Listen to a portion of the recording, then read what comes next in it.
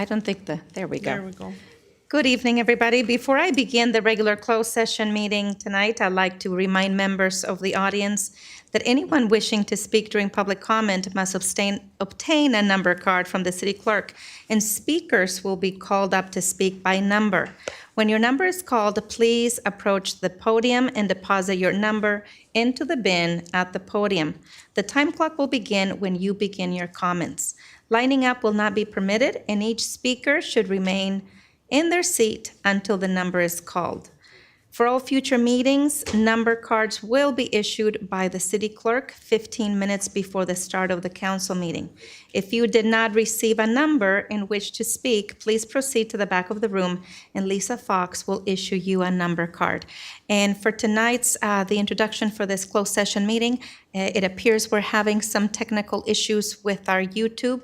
However, the Zoom recording will be available and uploaded by tomorrow morning. I'd like to call to order the regular closed session meeting. The time is 5:41. City Clerk Duarte, would you please take roll? Yes, Mayor. Councilmember Frometa, Present. Councilmember LaPlante, Present. Councilmember Trujillo, Here. Mayor Pro Tem Alvarez is excused, and Mayor Pacheco is excused. We will now move on to approve the closed session minutes of the special meeting minutes of October 6th, 2022, and the regular meeting of October 25th, 2022. Is there a motion and a second to approve the closed session meeting minutes? So moved. Second. Okay, can I have a vote, please? The motion is approved unanimously. City Clerk, did we receive any written correspondence on closed session items to be read into the record? We did not, Mayor. Thank you. Based on the number of speakers, again, can please, number one, come forward? And this is for items on the closed session agenda only.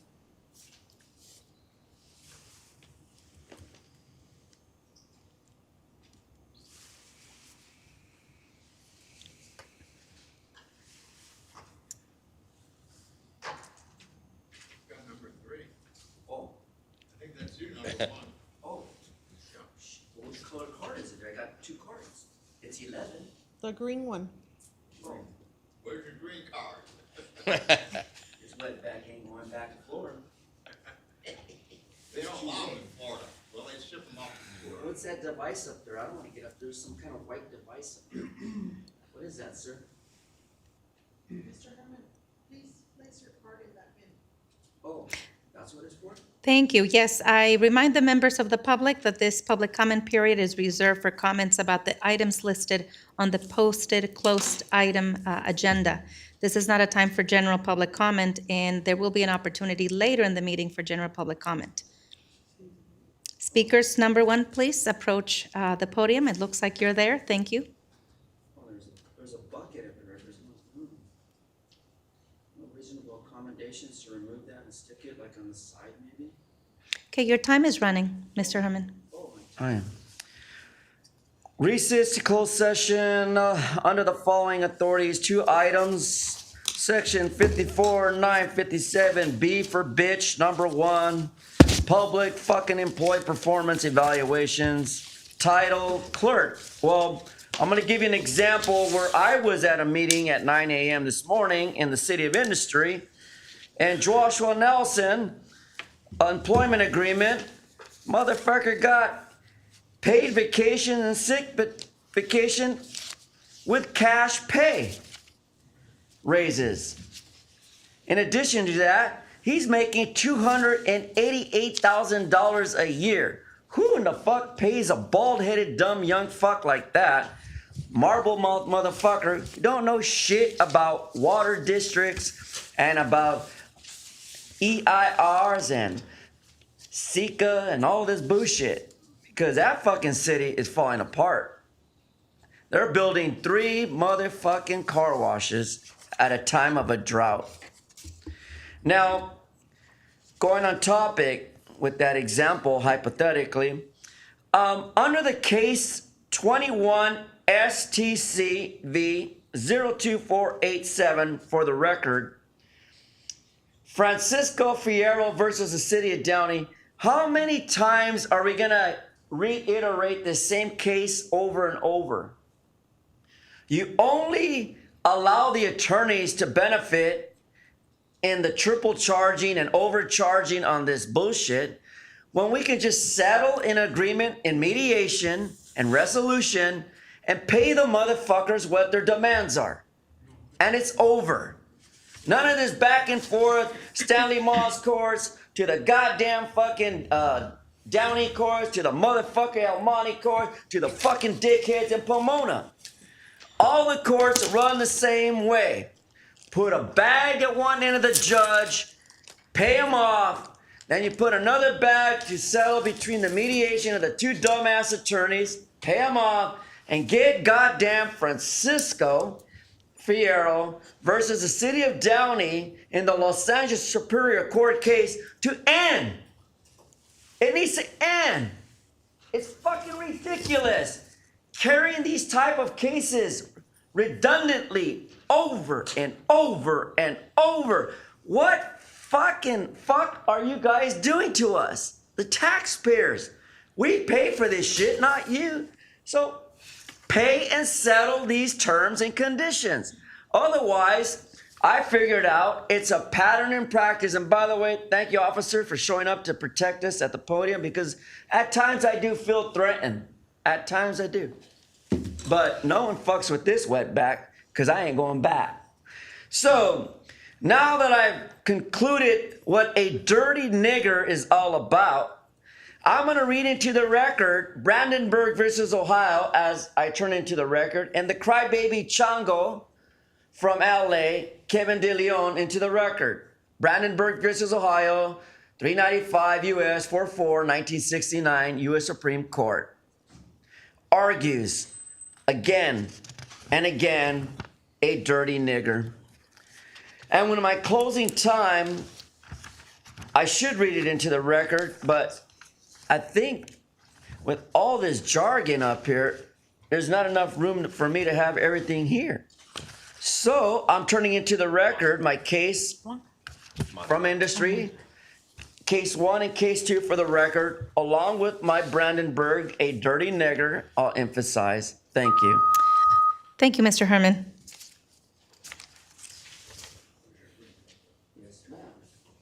Yes, speaker number 2, please.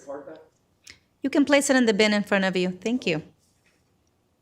That's a funny place to put it. I've never seen somebody do that. 88 ones? I don't know. We'll find out. Speaker with card number 2.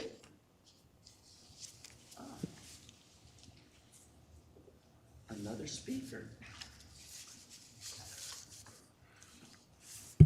I Good have evening. a green card. How about that?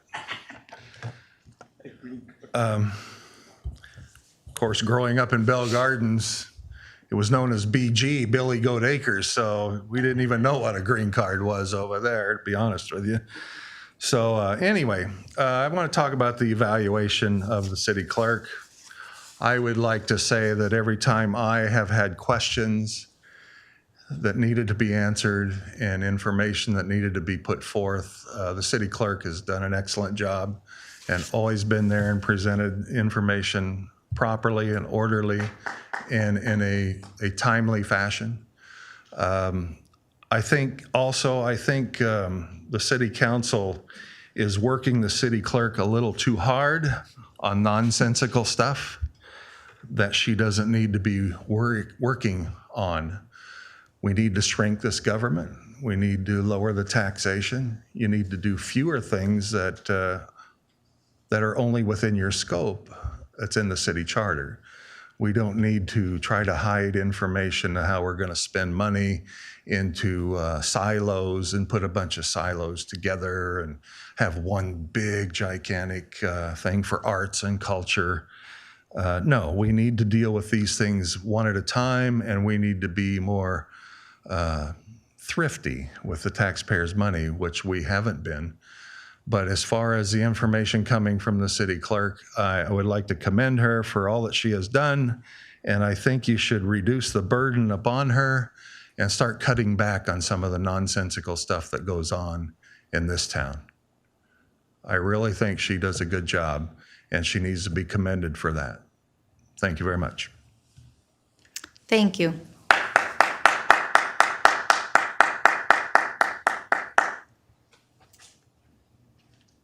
They didn't call your number yet, Lou. Yes. I can Speaker number count. I 3. I didn't go to school out here, but I can count.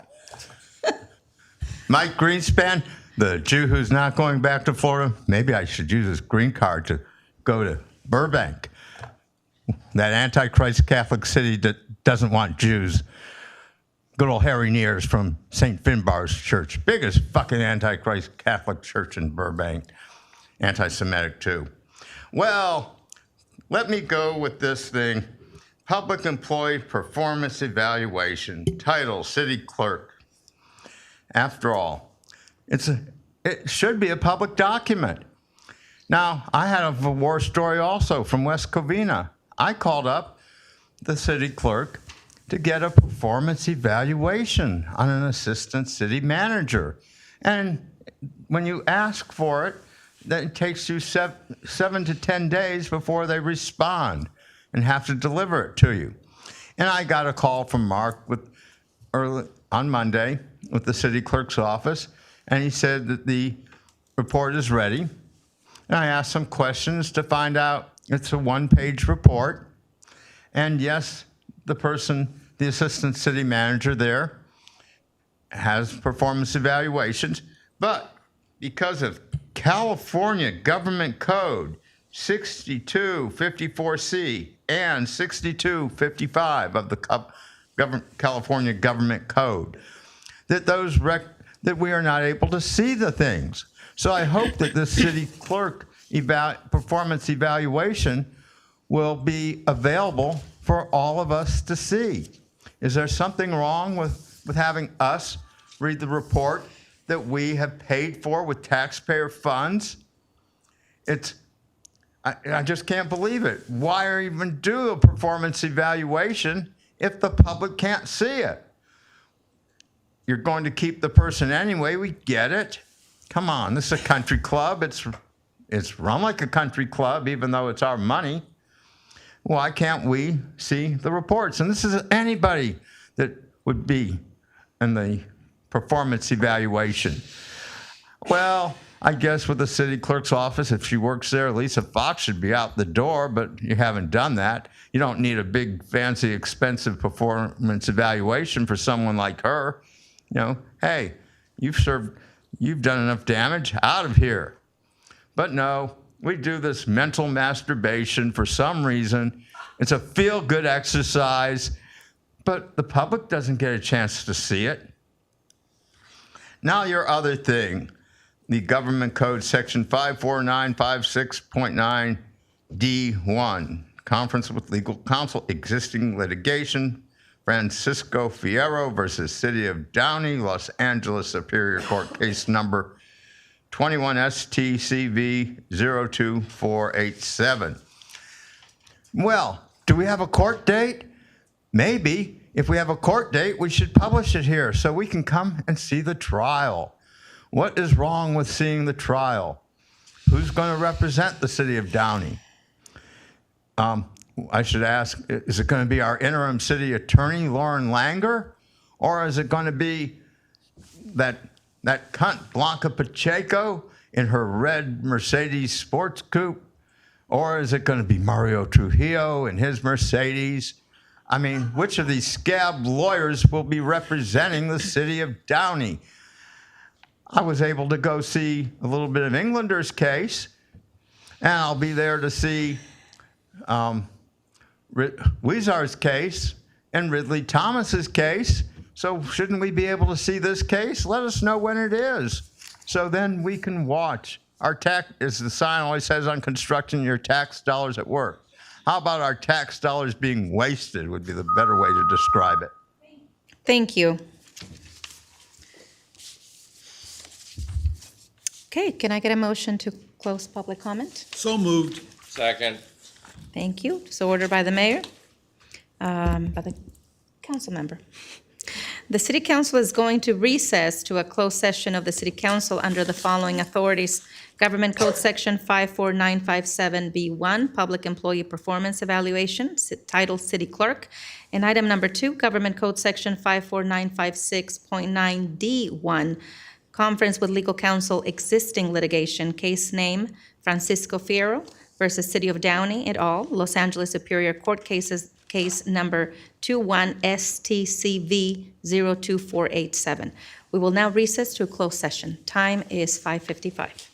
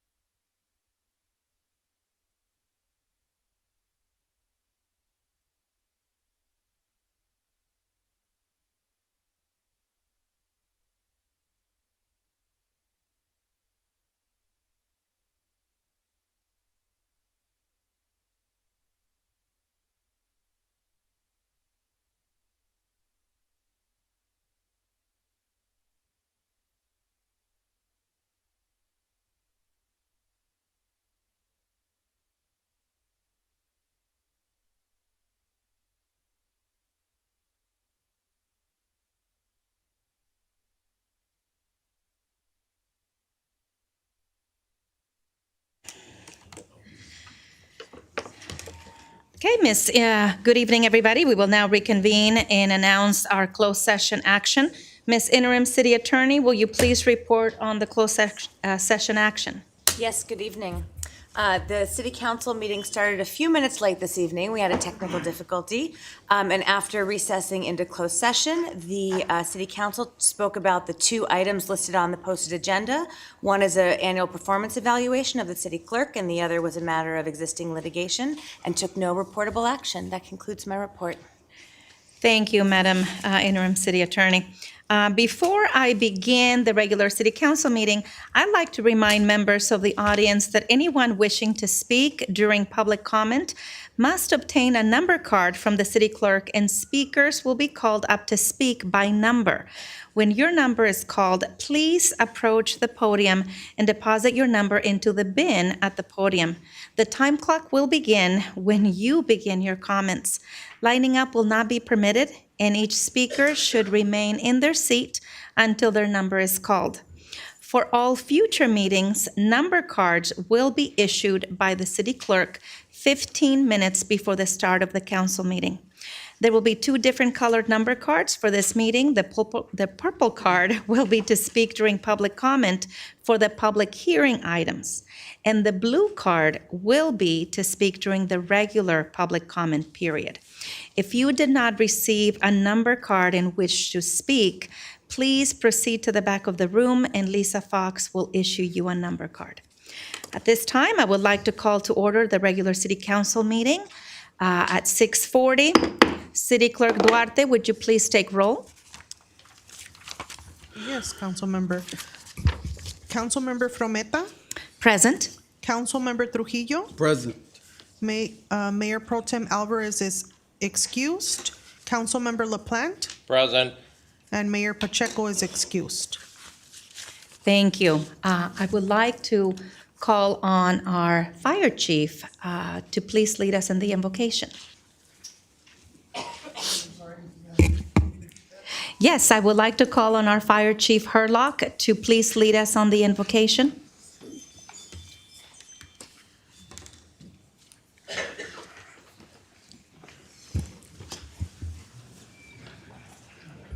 If everybody would please stand and join me in prayer. Lord, we thank you for this day and for this great opportunity to get together. We thank you for bringing us all here safely. We thank you for the ability to serve our community. We just pray that you guide our leaders, guide our city council, guide our city management, our department heads, all the staff. Help them to be productive in your cause. And Lord, I just pray for prosperity for the citizens, and just pray that you keep them all safe and moving forward. And in Jesus' name we pray. Amen. Amen. Thank you, Fire Chief Herlock. I would like to ask Captain Baker to please lead us in the flag salute. If you could please come up. Thank you. Sorry, it's my first time doing this. Please place your right hand over your heart. Ready, begin. I pledge allegiance to the flag of the United States of America and to the republic for which it stands, one nation, under God, indivisible, with liberty and justice for all. Thank you. You may please be seated. I will now turn it over to City Council member announcements, requests for future agenda items, conference and meeting reports. Starting to my far left, Councilmember Trujillo. Here. Thank you. First and foremost, congratulations, Councilwoman Frometa, on your clear reelection. Look forward to working with you next at least couple years while I'm here. And congratulations to our mayor. She could not be with us today. She's in Sacramento. And thank you to the Downey residents for electing both of them. Been a couple busy weeks. Was able to attend the Employee Service Awards. I know today we're recognizing a couple of those long-term employees who have been with us. I think part of what makes us such a strong city is the fact that we recognize our public employees, our public servants are the backbone of the city, especially now during this time of transition. It is clear to us that we have a strong workforce, that our public servants take their roles seriously in terms of providing adequate and effective service to our residents. So thank you to all the employees who are celebrating 5, 10, 15. We even had somebody from the library who's been with us for 50 years. I was able to go on a ride-along last night with our Downey Police Department and was able to witness firsthand the use of drones. This technology was used last night right in front of me in extricating 3 individual suspects when we received a call about possible catalytic converter thefts.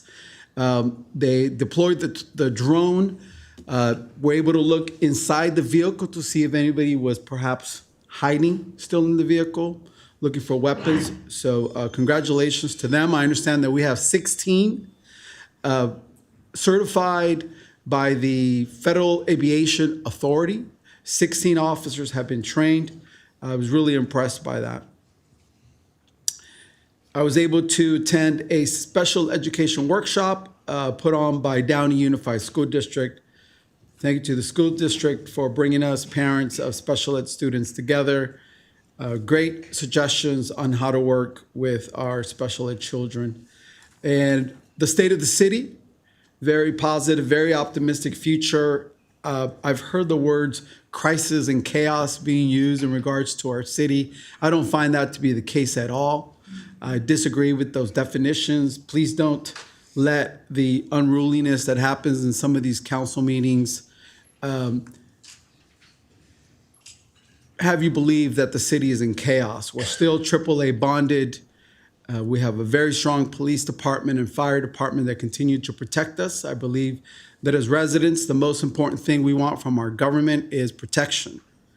And we continue to do that along with providing the viable services or necessary services. And I'm sure you know the largest infrastructure investment that the city has seen was taken under this city council. And I'm grateful to my colleagues. It's great to be able to work together to improve, particularly our streets and our service of delivery. I understand that there's a backlog in reading plans. Businesses are submitting plans, residents are submitting plans, and I hear it's taken up to 4 weeks to get back to our residents and businesses. For next year's budget, perhaps, Mr. City Manager, you would note that I would like to see if we can hire more internal plan readers so we don't have to rely on third-party vendors. Attended a couple of ribbon cuttings, the Dia de los Muertos Festival. I attended the monthly Downey Coordinating Council meeting. A couple of agenda items. Well, this is not an agenda item, but there's a homeless encampment where the tents, which is readily visible by Regent View and Stewart and Gray, if somebody could go by and have those tents removed. There's also a mini homeless encampment behind the Ralphs on Firestone and Patton, very visible to our residents. If we could go by and clean up that location and offer services to the individuals, that would be appreciated. I would like to know for a future meeting what the status is of the monthly CalMet. It used to be CalMet, now we're Athens. I think it was a $5,000 a month contract where CalMet would provide a truck to be proactively going throughout our city to look for furniture that's been dumped. I'd like to know what happened to the contract. Is it still going on? Have we replaced it? Is Athens now taking on the proactive duty of looking for dump furniture? If I could get a staff update on that. For next year's budget, I would like the council to consider eliminating the Downey link. Every time I see a Downey link, there's no one in it. Except for one time. I saw one person. I understand that some cities are providing alternative methods of transportation for those in need, but I think it's time that we consider eliminating the Downey link. I would also like an update. I had asked for I'm not sure what department will look into it, but in terms of what qualifies as usable square footage for restaurants, there is a link to the number of parking spots that they have to come up with based on what is defined to be usable square footage. My understanding from some business owners is that even the space where the coolers are at or where the employees are at is used in that calculation. I think we should consider redefining what usable square footage is, and that would be for customers, thereby reducing the number of parking spots needed on site. And with that, I conclude. Oh, special recognition to the Schelling family. I understand they're here all the way from Coronado Island. Nice to meet you and welcome to our city council meeting. And thank you so much for making that drive back to Downey, and welcome. One last thing regarding the homeless issue. I understand at some point we may consider imposing an ordinance that prohibits overnight parking by campers. What if my brother comes to visit me in his RV? Will I be able to get a permit for him to park his beautiful home outside my home? And so in that ordinance, I would like us to consider that some of us have individuals, families who visit out of town. But I would also like to look into the possibility of using one of our public work yards, maybe the water department yard. I hope nobody gets mad at me from the water department. But if we're going to, and I get it, we don't want to see the campers and the motorhomes along Woodruff Avenue. It's clearly evident they're there. I hope they're not littering and we're having to pick up after them. But it's important that as a city, we do our own to try to work with the homeless issue. And I'm wondering if we could offer overnight parking to these mobile homes from, let's say, 6 p.m. to 6 a.m. before our employees arrive to the yard, where maybe we could have porta potties for the individuals. I don't want to see them on Woodruff Avenue, but at the same time, if we could provide somewhere safe for them to go and park, I think that would be helpful. And that concludes my comments. Thank you. Thank you, Councilmember Trujillo. Councilmember LaPlante? I was afraid if you were going to do that one more thing anymore, we were going to be doing an episode of Columbo. Sorry. Well, at least you're old enough to get the joke, sir. I'd like to thank the Downey Rose Float Association for their hospitality at their event last weekend. I appreciate visiting with Santa. I'm glad he came down and visited Downey early. I was also appreciative of our awards, our city service awards, and that 50-year library employee in my count is a 54-year. We only seem to count full-time years, but she was part-time for 4 years. And when you get up to that number of years, I'm giving her 54 years. I just wanted to briefly comment on a few things as I will be transitioning this seat to another person in a few weeks, on things that I think the City Council needs to work on over the next few years. One, I believe there really needs to be a comprehensive plan for arts, culture, history, parks and recreation, that whole area. We need to avoid silos. We need to have a unified plan. We've given ourselves a 3-year lease to the theater management. That gives us 3 years to come up with a real plan for how we want to have that theater operate, whether we lock the doors or go back to running it ourselves or doing something, but what we're doing now isn't working very well. We need to include things like the Stay Gallery that we give financial support to. The Rose Float Association is part of that.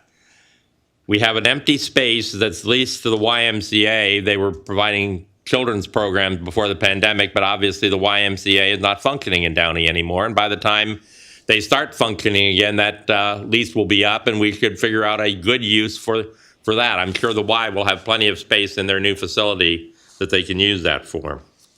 I want to echo Mr. Trujillo's comments about the Downey Link and our Downey Transit funds.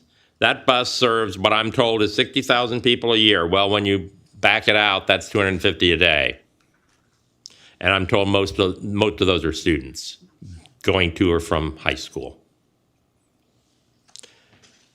I've seen buses with 2, Mr. Trujillo, but most of the time I see either 0 or 1. We're running buses around town, using up fuel, polluting the air, doing whatever we're doing, and transporting no one. So we need to have a different model. Whether that means we need to expand our dial-a-ride programs to people other than those who are just over 65, that's our current rule. Maybe it's age 55, maybe it's 50, maybe it's anybody. But at the amount of money we're spending on the Downey link, we could hire Uber to drive those people around. There is some experimentation with microtransit from the MTA that we could investigate, but there's a whole lot of things we need to do other than simply continue to run the service that isn't being used by virtually anyone. I believe we've had some major progress in the last few months in improving the decorum at city council meetings. We've done a number of things to make sure that the public is heard, but this does not become a sideshow. I think it's important that we remember that people need to stay on topic. I've watched a few of the other public meetings, and the County of Los Angeles doesn't put up with the kind of nonsense we have.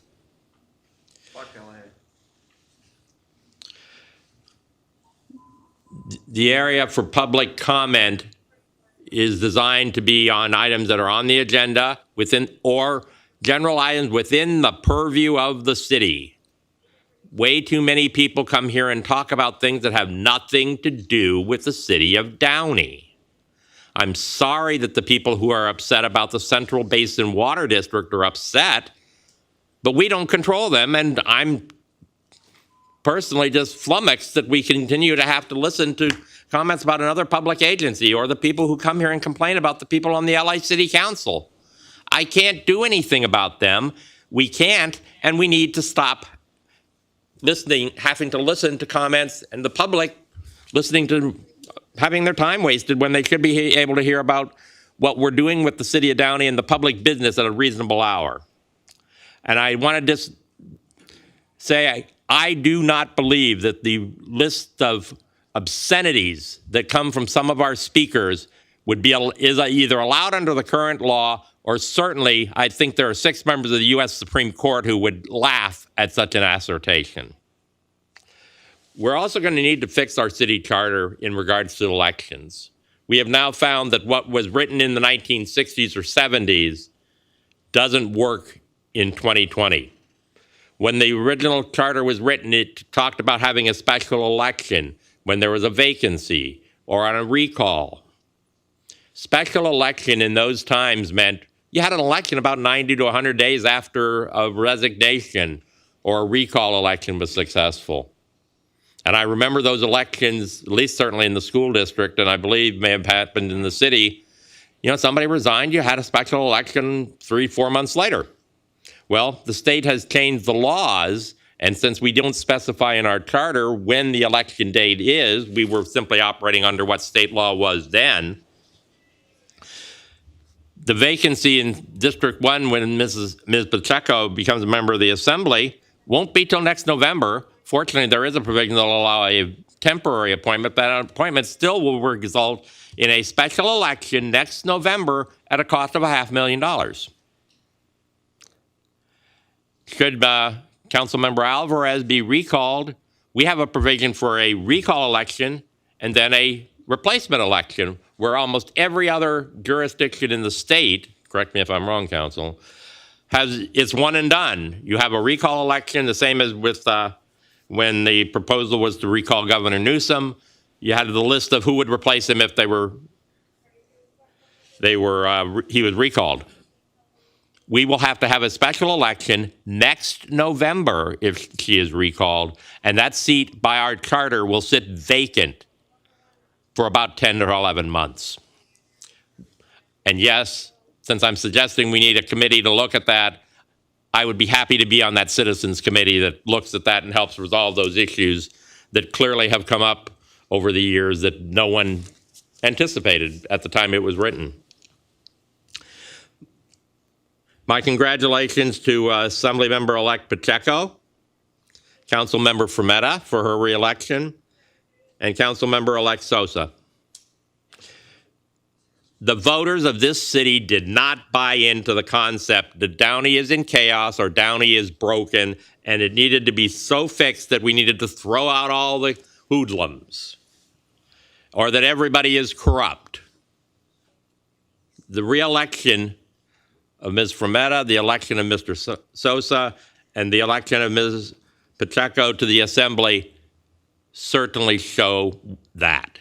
So don't believe, those of you at home, don't believe everything you're hearing at the dais over here about how bad everything is, because the public didn't buy it. And I think Downey will be in good hands and represented well by Assemblymember Pacheco, State Senator Archuleta, my friend Congressman Robert Garcia, and Supervisor Janice Hahn. The public has made good choices. Thank you. Thank you, Councilmember LaPlante. I know we have a lot of items on the agenda and presentations, so I will keep my comments shorter than I had planned. First, I would like to say thank you to the voters of Downey for entrusting me to serve as their councilwoman a second term. I was soundly reelected to the Downey City Council by the voters, capturing nearly 69% of the vote.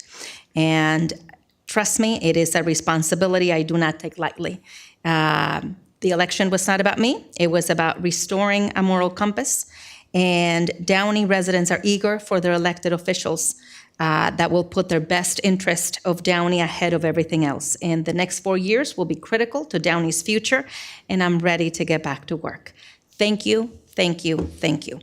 I am disappointed Measure D did not pass. I think the voters did not really understand the purpose of the TOT, and the outcome of that would have been about $950,000 annually, and that would have really helped us to improve our public safety, hire additional police officers, look at the impact to our streets, as well as maintenance to our public parks, and certainly assist in our 911 response system. But hopefully I see that the turnout, the voting turnout, not just for Downey, but for LA County was much lower than anticipated. And typically midterm elections are not high voter turnouts, but we really would like to continue to exhort on our community members the importance of exercising their vote. I attended several events, including the State of the City on October 27th. Thank you to all the staff for putting together the reports, and certainly thank you to our Madam Mayor for providing a positive outlook. We also attended a ribbon cutting ceremony for a small business, Honey Green's Cafe, located on Lakewood Avenue, next to the post office.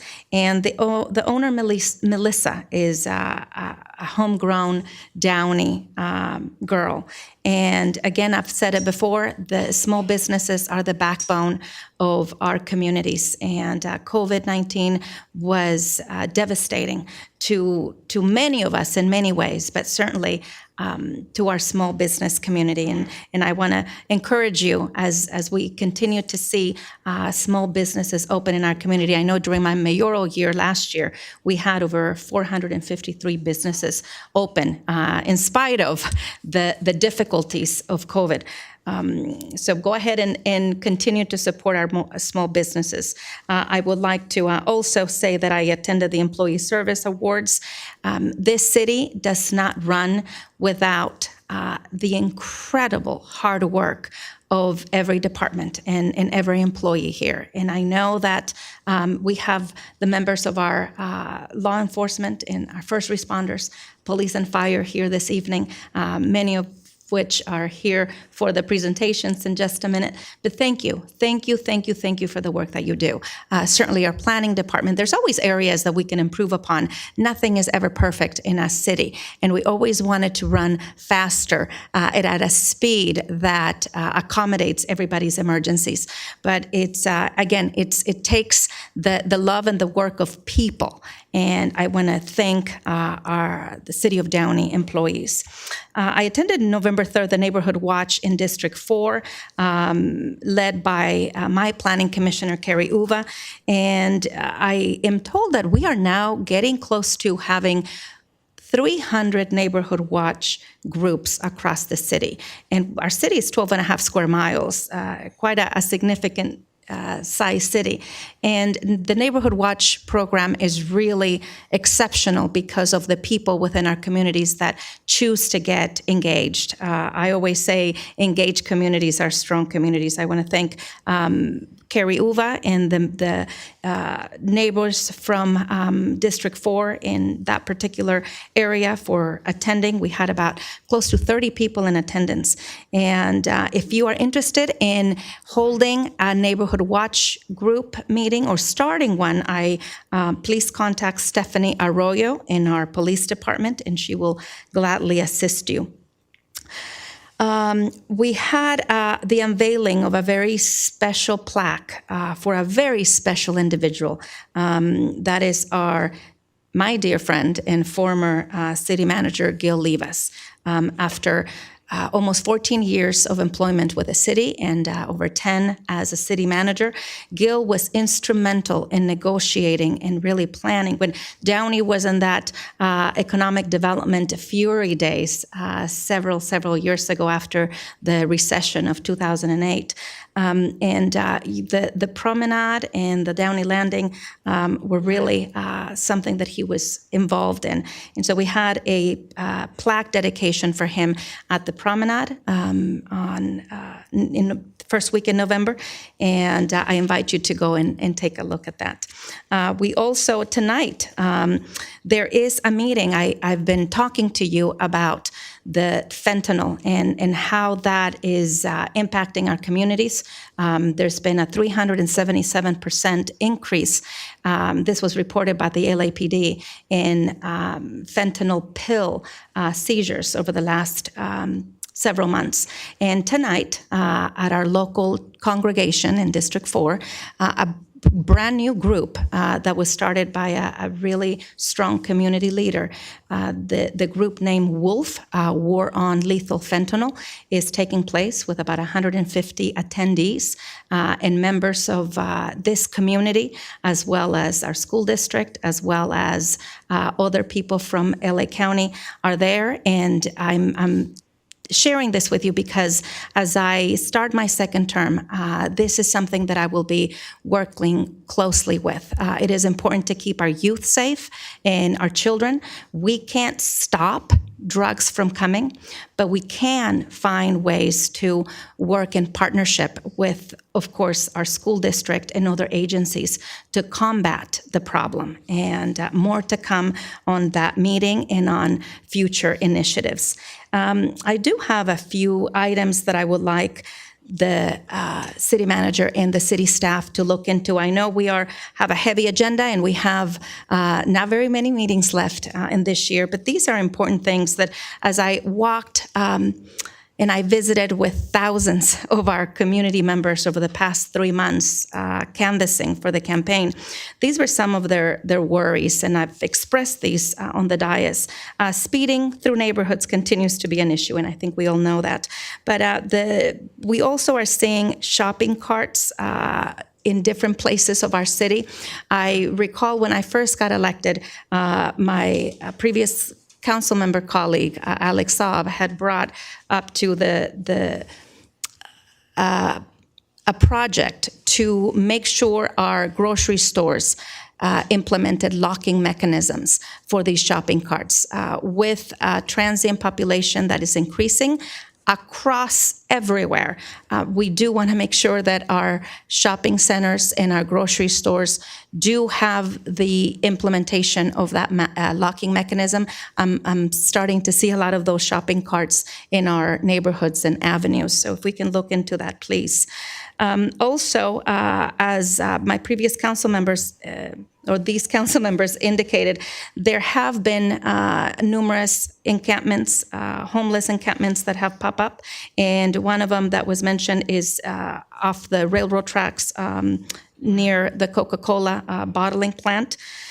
And also, I would like to bring up an issue. I know that we've talked a lot about plans and our planning department. I want to say thank you for the work that they do. I know they do it as fast as they can. About a year ago, and this was part of my mayoral goals and projects, we launched a software to get those plans electronically. And again, we talked a lot about how the system would benefit, be beneficial to our community so that they could submit their plans electronically and have a lot of the different plan checks. And a lot of the things on the front end were not necessarily tied to the back end. And so I want us to really look at this software and see if it's being used accordingly, and if there are some glitches in the system, if there's some things that we need to correct, that we do that. But I would like to see us have a report back at the next council meeting, please. And last but not least, let's see. I would also like to include in the next meeting agenda, when we meet, I would like to invite the Downtown Downey Association to come and give us a report as far as some of the initiatives they are working on and how it is that we can better partner with them in 2023. But again, thank you, police and fire, for your work. And most importantly, the speeding that continues in certain thoroughfares. I was told Downey Avenue between Gallatin and Florence, because there's no stop signs there. The residents along Downey Avenue are constantly hearing near misses, near crashes, and certainly the donuts being conducted in some of those areas. If we can please take a look at Downey Avenue between between Gallatin and Florence, and also looking at impounds. I know one of the officers at our neighborhood watch meeting said the impounds are for 30 days. I would like to see, and again, I know it's a lot of it has to do with state law, but if the impounds can be for longer period of time, if we can research a little bit of that. Thank you. And lastly, I promise, is we have our Veterans Day ceremony tomorrow, Friday, November 11th, at the Columbia Memorial Space Center, starting at 10 a.m. It will be a 1-hour ceremony, and we honor our veterans. Please join us. And I would like to welcome especially and give a little shout out to the Executive Director of our Chamber of Commerce, Michael Calvert, who is in the audience. Thank you for joining us tonight. I also would like to recognize Public Works Commissioner for District 5, Alfred Tovar, who is also in the audience. So thank you. That will conclude my comments tonight, and let's go ahead and do presentations. Ms. Vermetta, I can guarantee you that Stewart and Gray between Old River School Road and Garfield, or the city boundaries, depending on which one you want to look at, has plenty of people speeding along it too. I've only listened to those noises for 40 years. Told.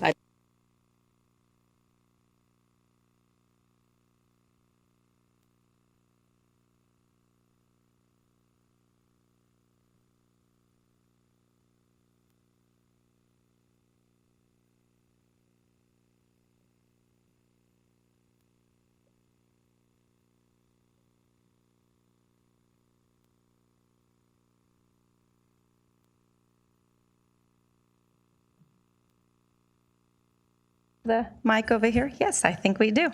Good evening again. The first presentation we have tonight is a certificate of recognition for a really special resident, Miss Jane Chelling. And if I can have her family come up while I speak regarding Miss Margaret. Hello, nice to meet you.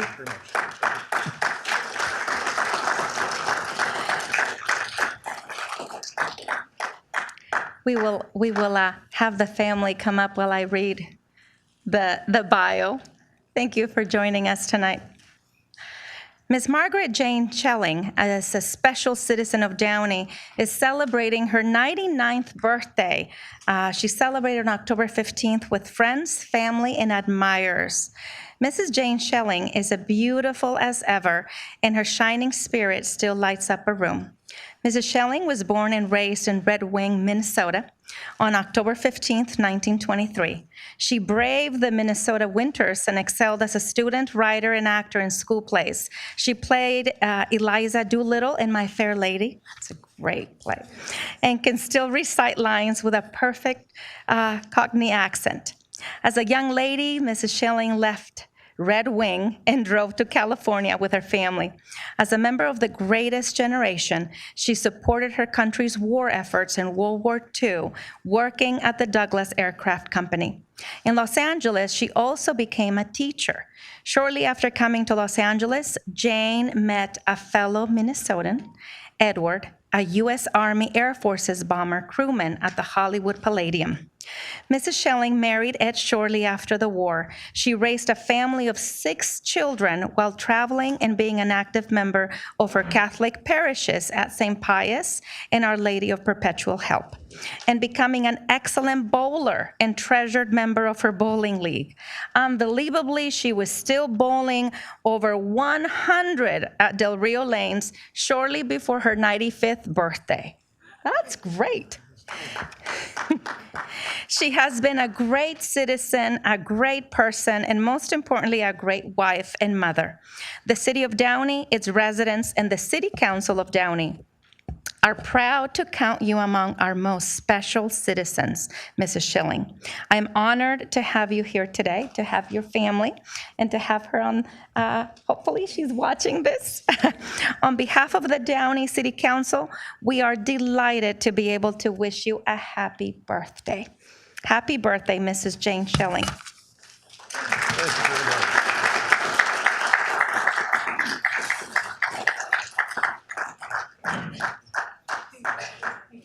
Thank you very much. Sure, just right. Please. Hi, my name is Tim Schelling. I'm mom's son. Yeah, that makes sense. But my family here is representing my brother, my sister-in-law, and niece. I want to thank the council and all of you for recognizing Mom. When I told my mom that she was going to be recognized by the city council, she said, "What for?" I said, for turning 99, which I think is pretty heroic in itself, but I wish all of us here will be able to make it to 99 with the same kind of grace, courage, and dignity as my mom has. Thank you very much. Thank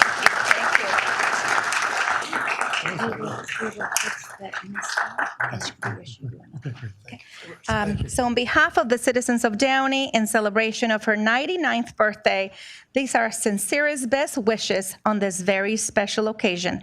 Given this 10th day of November 2022, Madam Mayor Blanca Pacheco, as well as Councilmember Claudia Frometa and my council colleagues. Congratulations. Thank you very much.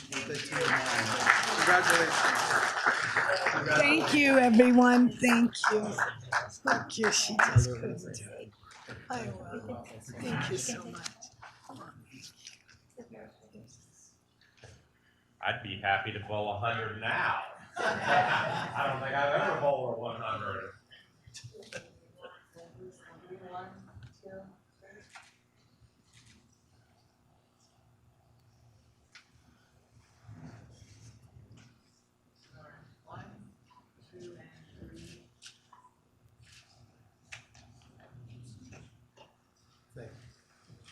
Thank you very much. And make sure you send us a picture of you giving that to your mother. We will. Oh, thank you very much. Thank you.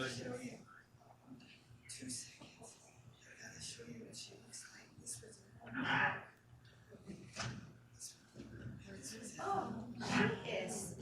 She is beautiful. She is Thank you.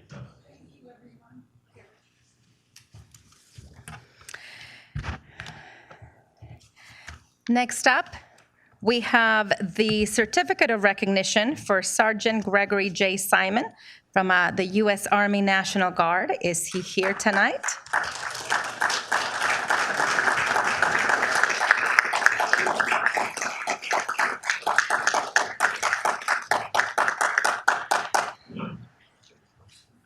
Hello, nice to meet you. I will read a little bit about you, your no. bio. Oh, yes. Today or this evening, we are here to honor Sergeant Gregory J. Simon. He's part of the 185th Infantry Regiment unit of the United States Army, made up of soldiers from the California Army National Guard, represented by the 1st Battalion and part of the 81st Stryker Brigade combat team. Sergeant Simon arrived home last month after deployment in Poland with the North Atlantic Treaty Organization, NATO. Their mission was to train with other nations to demonstrate allegiance and the ability to respond as one force. During his deployment, he served as a combat medic on a medical strike team for the Joint Forces Training 224th METHCON South. He completed back-to-back COVID-19 missions where he provided direct, immediate assistance to over 1,000 patients at numerous hospitals and skilled nursing facilities. Sergeant Simon is a highly decorated soldier who has received multiple awards from the U.S. Army, including the Army Achievement Medal. This honorable award is granted to personnel for outstanding achievement or meritorious service. This evening, we would like to honor Sergeant Simon with a City Certificate of Recognition for your dedication to our community and for protecting our freedoms throughout the world. Thank you, Sergeant Simon, and congratulations on being our hometown hero. Thank you so much. Nice to meet you.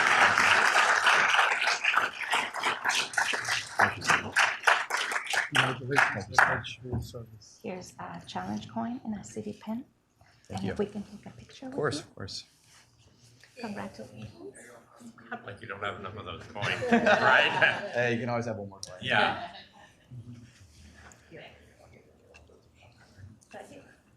Thank you for your service. So glad you're home safely.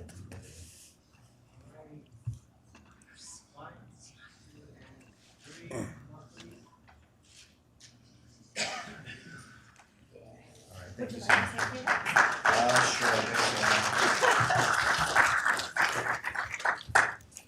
My apologies, I didn't have anything prepared. This was kind of thrown on me as a surprise right now.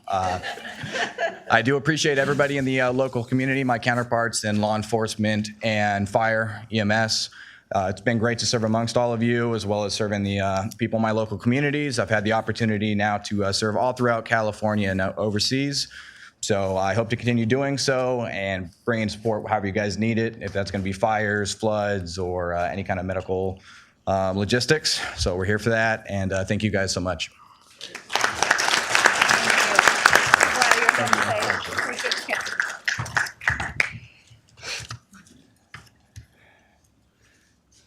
This is so great.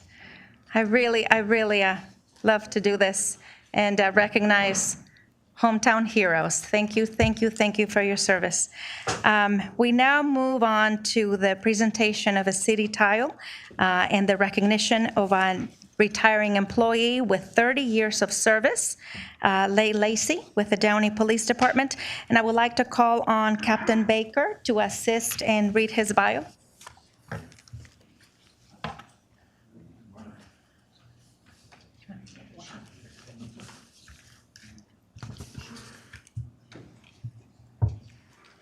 I do note that you got your 30-year service award just in time to retire. Hello, everyone. I wanted to take a few moments to speak about Sergeant Leigh Lacey, who will be retiring next week after serving the city of Downey for 30 years. Tonight, the department and city would like to recognize him for his 3 decades of service to the city. And while doing so, I'd like to tell you a little bit about Leigh. In 1992, a few years ago, Leigh was hired as a police recruit and attended the Los Angeles County Sheriff's Academy, where he successfully completed the training and graduated with Class 280. Upon graduation from the academy, Leigh was assigned to patrol where he worked for several years and held collateral duties, including Explorer Advisor, Kids Watch Officer, and Neighborhood Preservation Officer. In 1995, Lee was assigned to the Detective Bureau, where he investigated sex crimes and child abuse cases. Lee spent almost 5 years in the Detective Bureau before returning to patrol in 1999. After being reassigned to patrol, Lee was selected as an accident investigator and was promoted to the rank of corporal in 2001. During this time, he was also a field training officer responsible for training new officers fresh out of the academy and lateral officers that came to us from other agencies. In 2008, Lee was promoted to the rank of sergeant and received the Officer of the Year award from the Downey Masonic Lodge. In 2015, he transferred back to the Detective Bureau, where he oversaw the Crimes Against Property unit. After working in the Detective Bureau as a Detective Bureau supervisor for several years, Lee went back to patrol, which is where he currently serves. Lee also possesses a Bachelor of Arts degree in speech communication and a master's degree in public policy and administration. A few personal things about Lee. Lee played strong safety for the Cal State Fullerton football team. Now, they don't have a football team anymore. Hey, they're undefeated for the last 30 years. There you go. Lee and his wife Lisa have been married for 27 years and have two beautiful children, Sydney, who's 22 years old, and Alexis, 19 years old, who is also a pitcher for the University of Hawaii at Hilo softball team. Personally, I've had the privilege of knowing Lee for 26 years, my entire time here in Downey, and I call you a friend, you're an amazing partner, and you're going to be missed. Happy retirement.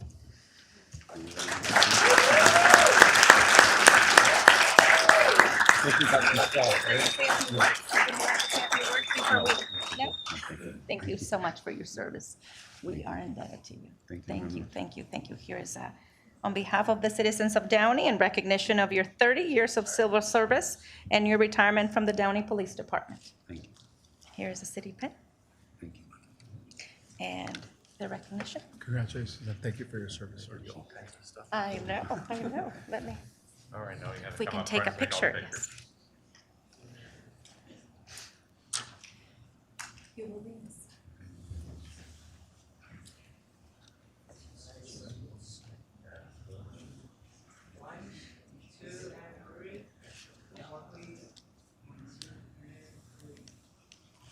Yes.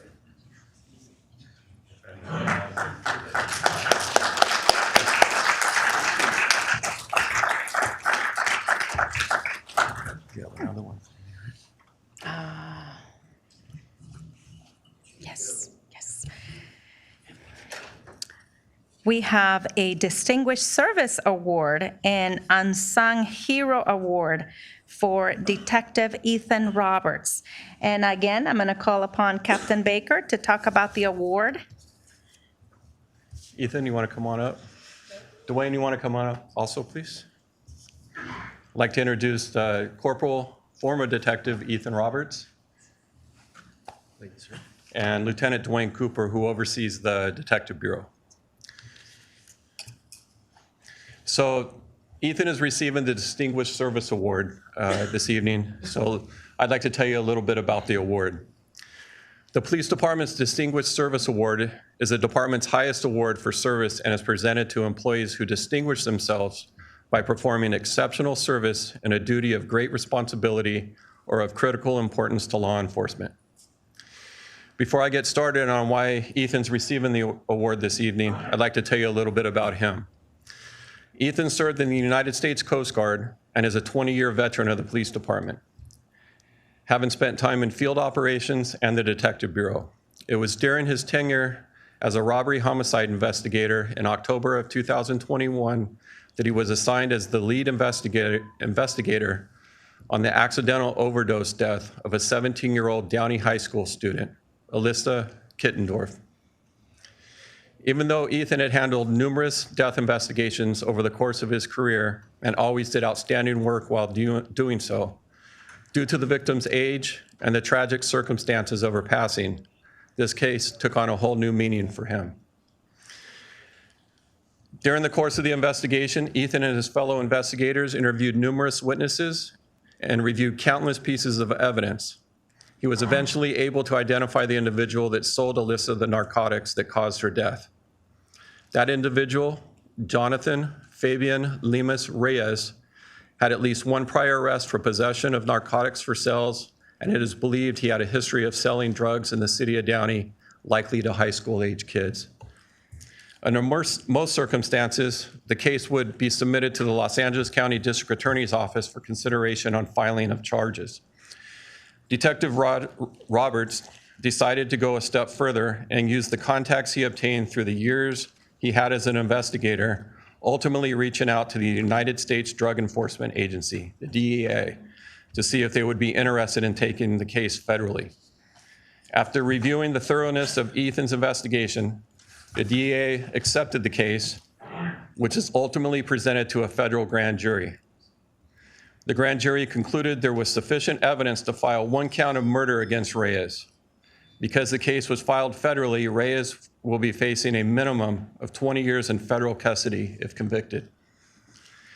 During the course of Ethan's investigation, he became very close with Alyssa's family, speaking with them often, offering updates on the case and checking on their well-being. Alyssa's mother, Evelyn, and brother, Nilo, are here this evening to also recognize Ethan for his efforts to bring some sort of closure to them during this tragic incident. Personally, Ethan is joined this evening by his wife, Caitlin, father, Bill, stepmom, Amy, and his sisters, Crystal and Grace.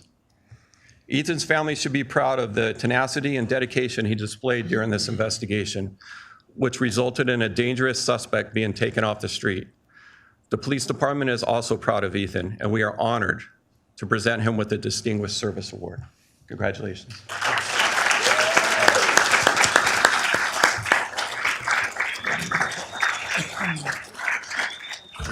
I would like to read this. Oh, no. Unsung heroes are those that perform acts of kindness without the need of attention. Unbeknownst to them, those silent acts of kindness do not need to be seen to be appreciated. Thank you, Officer Ethan Roberts, for your heroic deed and your example of solid virtues. I just wanted to show everybody, Ethan will be getting a medal, and then he'll have a pin to wear on his uniform at all times. So congratulations, Ethan. Just one thing, I'm just one person. I couldn't have done this without the team of detectives and the men and women at the Downey Police Department. And it was a team effort. I mean, I'm here getting this stuff, but it was my team that helped me and did all this, so. Thank you.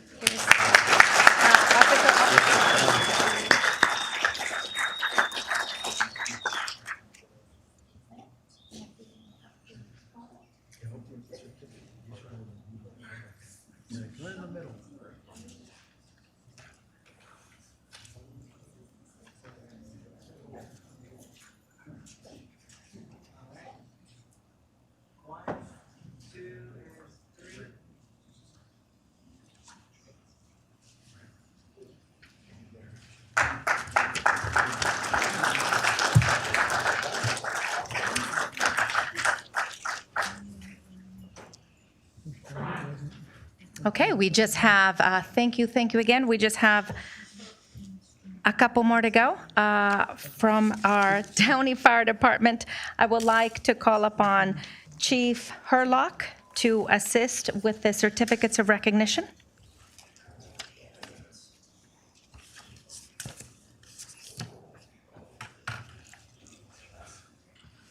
All right, if I could have the following fire department members come up for recognition. Captain Chris Bohannon, Engineer Vic Furtado, Engineer Tim Clark, Firefighter Paramedic Jonathan Dibley, Firefighter Paramedic Drew Holcomb. Those are 5 of the 8 members who responded and are being recognized tonight. The other 3 who couldn't make it tonight are Battalion Chief Dan Rasmussen, Captain Rob Landers, and Firefighter Carrie Noney.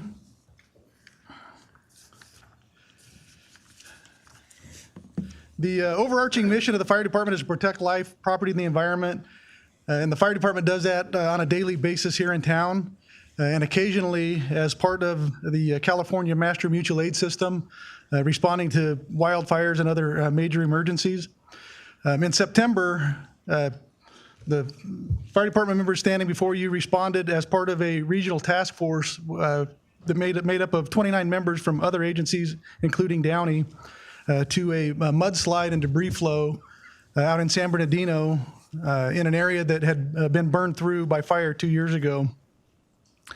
The objective during the incident was to locate and rescue live victims, secure valuable personal belongings, and then find an individual who had been reported missing.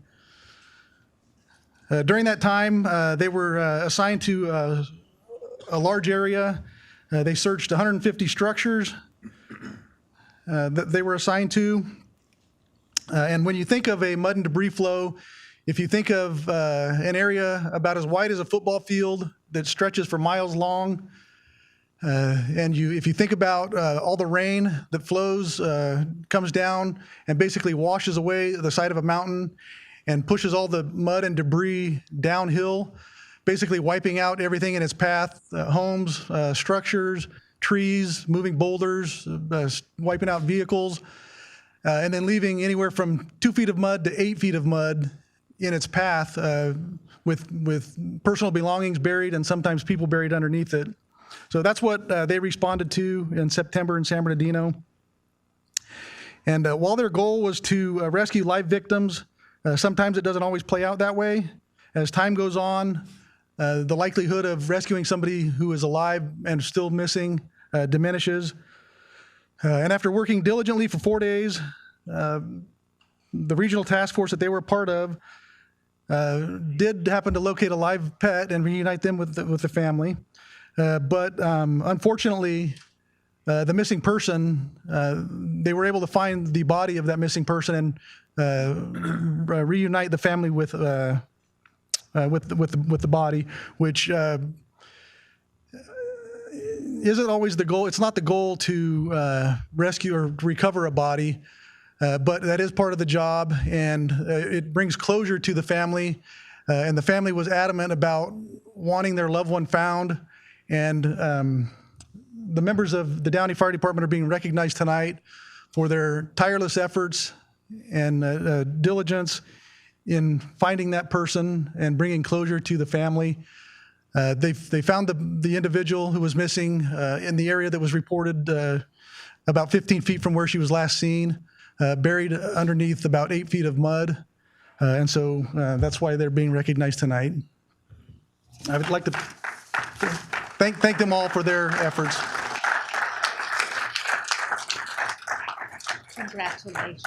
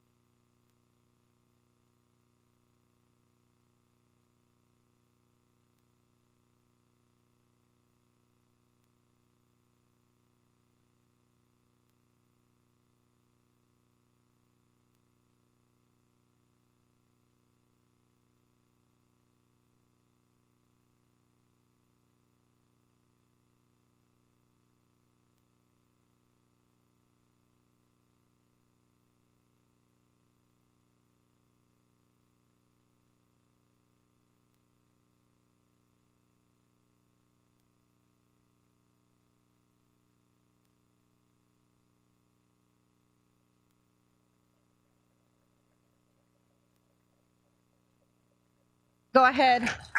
We're going to go ahead and take a brief recess so the families can take some photos outside. So we're going to go ahead and take a 3-minute recess. Thank you.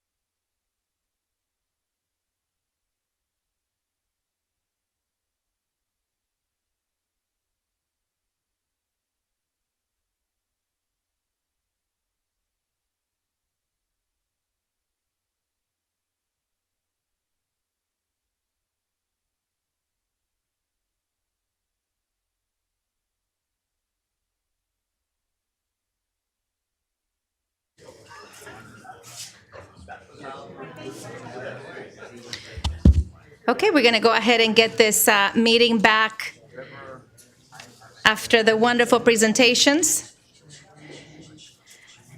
And I did forget to recognize a special member in the audience, Youth Commissioner for District 4, Jordan Curiel, is in attendance. Thank you for joining us. The future of Downey's here. After the presentations, I would like to turn it over to our interim city manager, Mark Scott, for comments.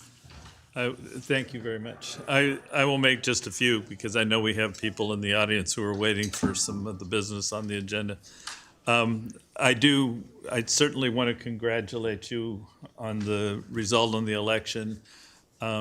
And we all, everyone on the staff congratulates you, and we look forward to working with you, continuing to work with you. I also wanted to thank Mr. LaPlante for stepping up and taking on, if 40 years on the school board wasn't enough, to step up and do this as pure public service, and we thank you for that, and thank you for your comments about things we need to work on after you're done with us. But I agree, there's some things that certainly the next council will want to look at. And I won't go down the list because it was lengthy, but the items that the council brought up, we will certainly record those and get back to you on them. I had sent a report during the week that I think some of you may have read, that talked about some of these assignments, particularly the Downey link, that have been brought up before. Also the issue about usable square footage in restaurants that the staff has assigned, and we will be getting back to you very shortly. I'm determined to get the Downey link report out during the month of November. So beyond that, I'm going to skip covering everything, but I've been speaking to candidates for the city manager position during this time on the agenda, and our first filing deadline, it's kind of a soft deadline, but the first resume review is November 18th, so this is my last chance to do that before that date. And I think there's some things that are worth bragging about with Downey, and I don't want to pass that opportunity at an important time in this process to recruit a new city manager. And so I just thought I would mention, I actually created my top 10 list of why someone should want to work in Downey, but I'm not sure we have. I'll do it very quickly. I wanted to say that number one, we've reelected an incumbent, which shows the support of the community for what we're doing. We've also elected a new member, Mr. Sosa. Congratulations to him on his election. A gentleman with a long history of support for the community, working within the community. So to a new city manager, this is important news. So I wanted to point that out. Number two is the opportunity to work with a very accomplished staff, and I'm going to read some reasons why I say that in a second. Number three, it's a community with very low crime. It's a safe city. Anybody watching this meeting just got to watch these presentations to some outstanding members of our staff, and there are many, many more. We are very fortunate to work with such good colleagues. Number four is the healthy community. By the way, this is not a David Letterman list. Don't anybody think there's a laugh coming in this. But, this is the healthy community, healthy business community, very stable, very diverse in the levels of economy that we have here. We've got a budget that's in very good shape, and we have a 35% budget reserve. I'll repeat that for those city managers out there, 35% budget reserve. We have a city that, thanks to investment, especially in recent years, our infrastructure is good and getting better by the day. Look at the agenda tonight, you can see more projects. Our parks are outstanding and getting better. We've got a great library, and you all have to see the Space Center. It's just a great asset for this community, unique to Downey. We've got a CalPERS unfunded liability rate that we're 95% funded as of this year. Now, that's ignoring the fact that this year's returns are horrible. It's not our fault, that's CalPERS. And it will go down, but 95%, most city managers never see one of those. Number 8, great weather. If you don't already live in this area and you live in other parts of the state or the country, the great weather counts. Great schools, number 9.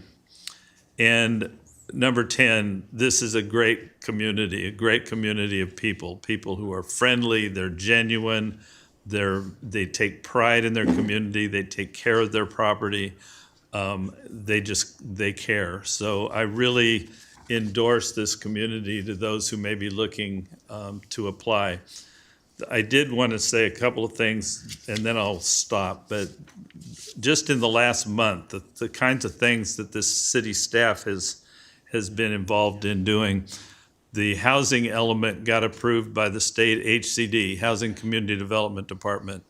Any city manager would know how hard it is to get housing elements adopted. Ours got adopted. Our government, our comprehensive annual report received the GFOA Certificate of Achievement for Excellence in Reporting. Our city's taxable pension obligation bonds were upgraded by Moody's to AA3, and that was a good positive move. We just finished our Parks and Recreation Department. Boy, have they been busy in the last month. The events they've done. We had a great Halloween event, community-wide event. One of the most amazing events in this town, Dia de los Muertos, received 30,000 people attended the events of that day here in Downey. Public Works Department just recently was awarded from the American Public Works Association Best Award Programs for the city's Solar Energy Improvements Project and the city's Telegraph Road Traffic Throughput and Safety Enhancement Project.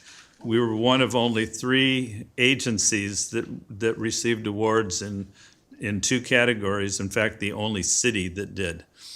Our Columbia Memorial Space Center that I was bragging about just received, the foundation received a $50,000 grant to put toward City of STEM events. Our police and fire departments, you saw them recognized and honored, and they do this every day. I mean, these are very, very solid, great departments. And then it was mentioned that we had an annual Employee Appreciation Awards program where 62 employees were recognized for their service ranging from 5 to 50 years. I've worked in a lot of cities. I don't know that I've ever worked in a city that had more longevity among its staff than this city. So that's my sales pitch for those colleagues of mine in the city management profession that may be looking. This is a good place. I highly endorse it. And if you got questions, give me a call. Thank you. Wonderful. And that deserves an applause. It really does. Thank you, City Manager. Well, we have one public hearing item this evening, adoption of the 2022 Building and Fire Code updates. After conducting the public hearing, that the City Council find that the ordinance are not subject to CEQA pursuant to Section 15060C2 and 15060C3, and that the City Council adopt the following ordinances. Adopting by reference the 2022 California Fire Code and adopting Chapter 6.95 of California Health and Safety Code. 2, adopting by reference the 2022 California Building Standards Code and making local amendments thereof. Number 3, adopting by reference the 2022 California Electrical Code, adopting by reference the 2022 California Mechanical Code, the 2022 California Plumbing, adopting by reference the 2022 California Historical Building Code. Number 7, adopting by reference the 2022 California Green Building Standards Code. Number 8, adopting by reference the 2022 California Energy Code. Number 9, adopting by reference the 2022 California Existing Building Code.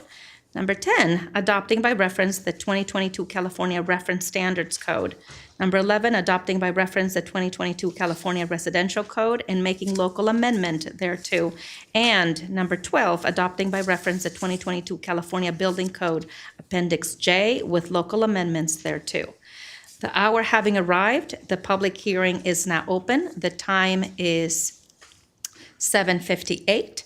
City Clerk Duarte, do you have proof of publication? I do, Mayor. Can I have a motion and a second to receive and file the publication? So moved. Second. Please vote.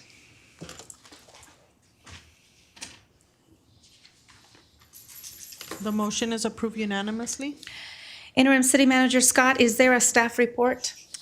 Yes, our Community Development Director, Crystal Landavazo, will make a brief report since we reported some at the last meeting.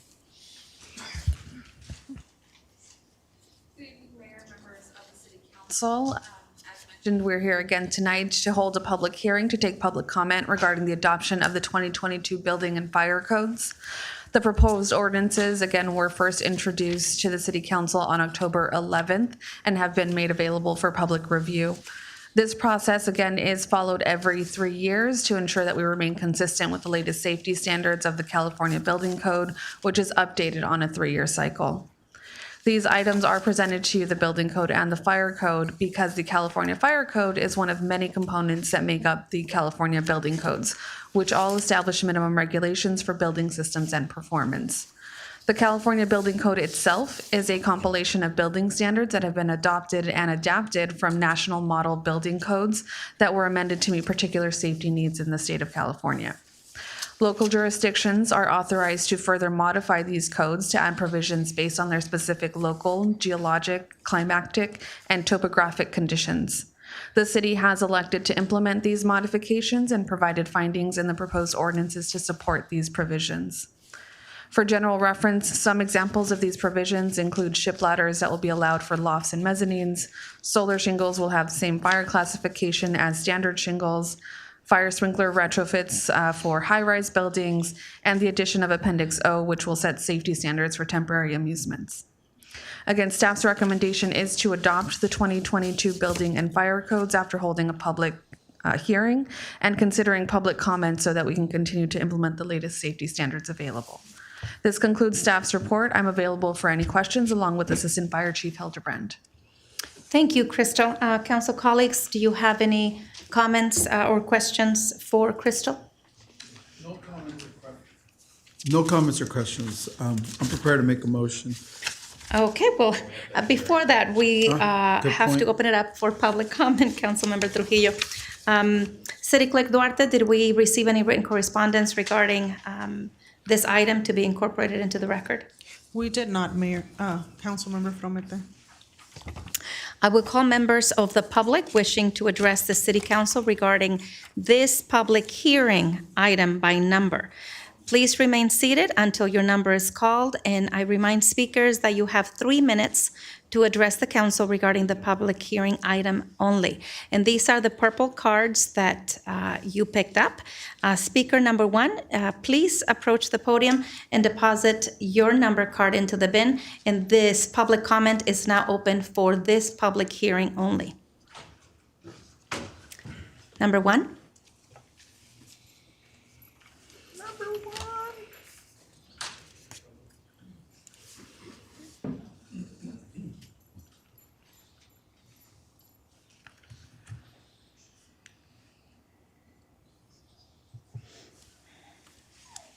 Shut up. Shh.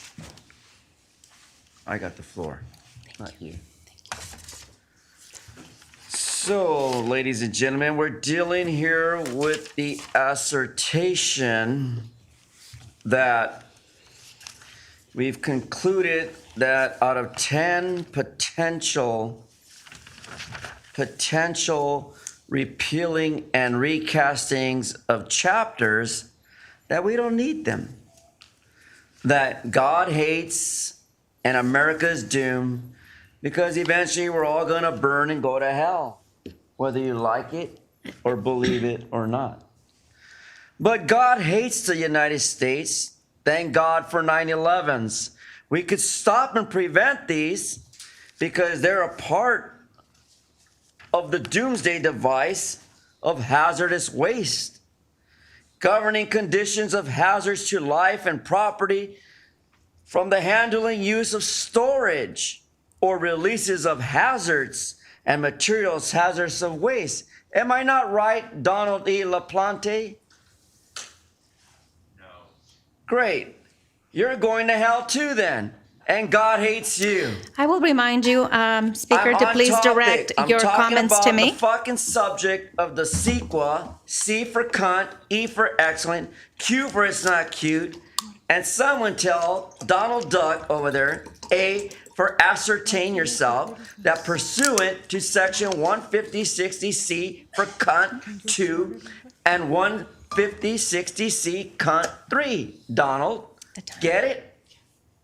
So as I go on to point out, and I'll put it in very simple English, fuck the ordinance of the city council of the city of Downey's fucking repealing and recasting fucking chapter 1. Downey fucking building code, fucking article 8, building fucking regulations, Mr. Scott, of the fucking Downey municipal code. So by reference of the 2022 motherfucking California, Mr. LaPlante, God will say we're all going to hell and God hates you.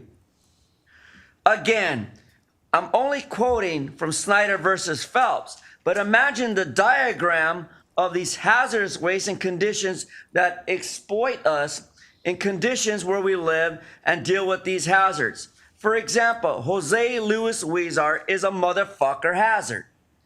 Vile, developing, and corruption and bullshit. So at my closing argument, fuck chapter 1 through fucking chapter 13. And as I said, let's adopt something that has proof. Thank you. May I have a speaker number 2, please? You don't need a quorum for a public comment. Huh? He should come back. There's a speaker right there. Do they play the audio back there? Next speaker, number 2, is it? What's that? Number 2's up. Yeah. When we vote, if there's not a quorum, then we have a problem. BC, just a minute. We should continue in just a moment.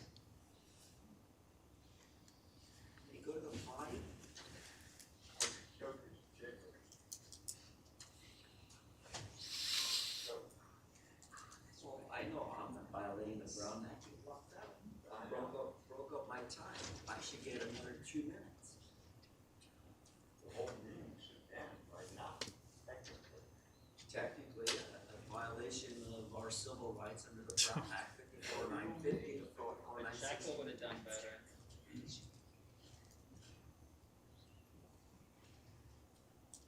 Trujillo, you're holding us up. It's getting late. We want to go home before 9:30. SpongeBob starts. I'm glad you know when SpongeBob comes on. What's that, Mr. Plante? I'm glad you know when SpongeBob comes on. Yeah, right. Always a child, never changed the beat. God still loves you all. And God still loves you all. Love Plante, although priests will go to hell for raping boys. Still loves it. So let God have this. On with her Jesus. And that is that. Are you referring to Janice Hahn?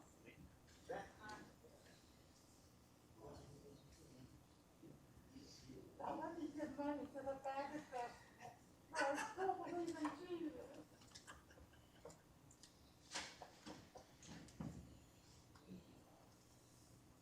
Yes, would Jesus turn the water into wine in a bag of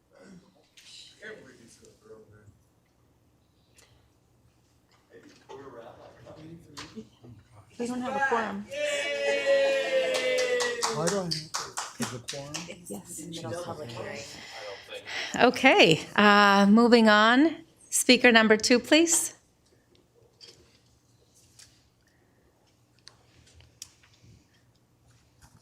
Okay, boy, it's a lot of jargon on here. It's hard for somebody like me to figure this out, but it looks to me like we are giving up our local sovereignty to go along with the state's rules and regulations. We can't do anything of our own, I take it. I'm just going to assume that. If not, why are we here? Why are you here? Why am I here? We have staff. They're trying to do their job. They're put in a difficult situation. It's not going great in this city, no matter how much bloviating goes on, especially from District 2 over here, and then lists off a litany of things that are going bad. We can't, in the housing element, we can't meet the requirements that were required of us. We were required to build or permit 6,200 homes, and we only came up with 3,400. That is an F grade in any high school. It's 55%. That's not good enough. Was it possible to begin with? No. No, it wasn't. We should have only proposed 500. We might have been able to do that. But instead, we have Honda World. They get access to the 7 acres over there, and we could have built affordable housing. That's for you liberal Democrats. That is your plank. You don't live up to your promises of what you tell the people. Nobody expects you to anymore. They don't trust you. You're not trustworthy. You're not. Except to be tyrants in the LA County Supervisors Board over there. That's all they are. They're just tyrants. Especially the white, liberal, progressive, elitist Democrats that run the Democrat Party plantation. And then at the state level, Gavin Newsom promised 3.5 million homes are permitted. Well, guess how many he got? 452,000. And we're going to adopt everything that the state's going to tell us. Well, unfortunately, it was an embarrassment to him because he said everybody in the cities is now not going to get the money that he promised them because you made him look bad. And everybody's upset about it. Mr. Garcetti up in Oakland, San Francisco, we're just perplexed and confused. Well, you made him look bad. But we couldn't do it. It was impossible. And it's not anybody's fault from community development. It was an impossibility from the start. So stop promising people all this stuff that you can't come through on your promises. Now, these things, we need to ignore all these and just do our own stuff and roll back these regulations. We don't need regulations. We don't need more government. We certainly don't need you. Thank you. Speaker number 3, please.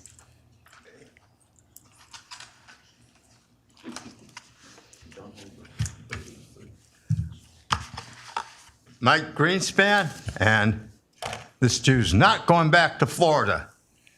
You could drag me out, and I still won't go back.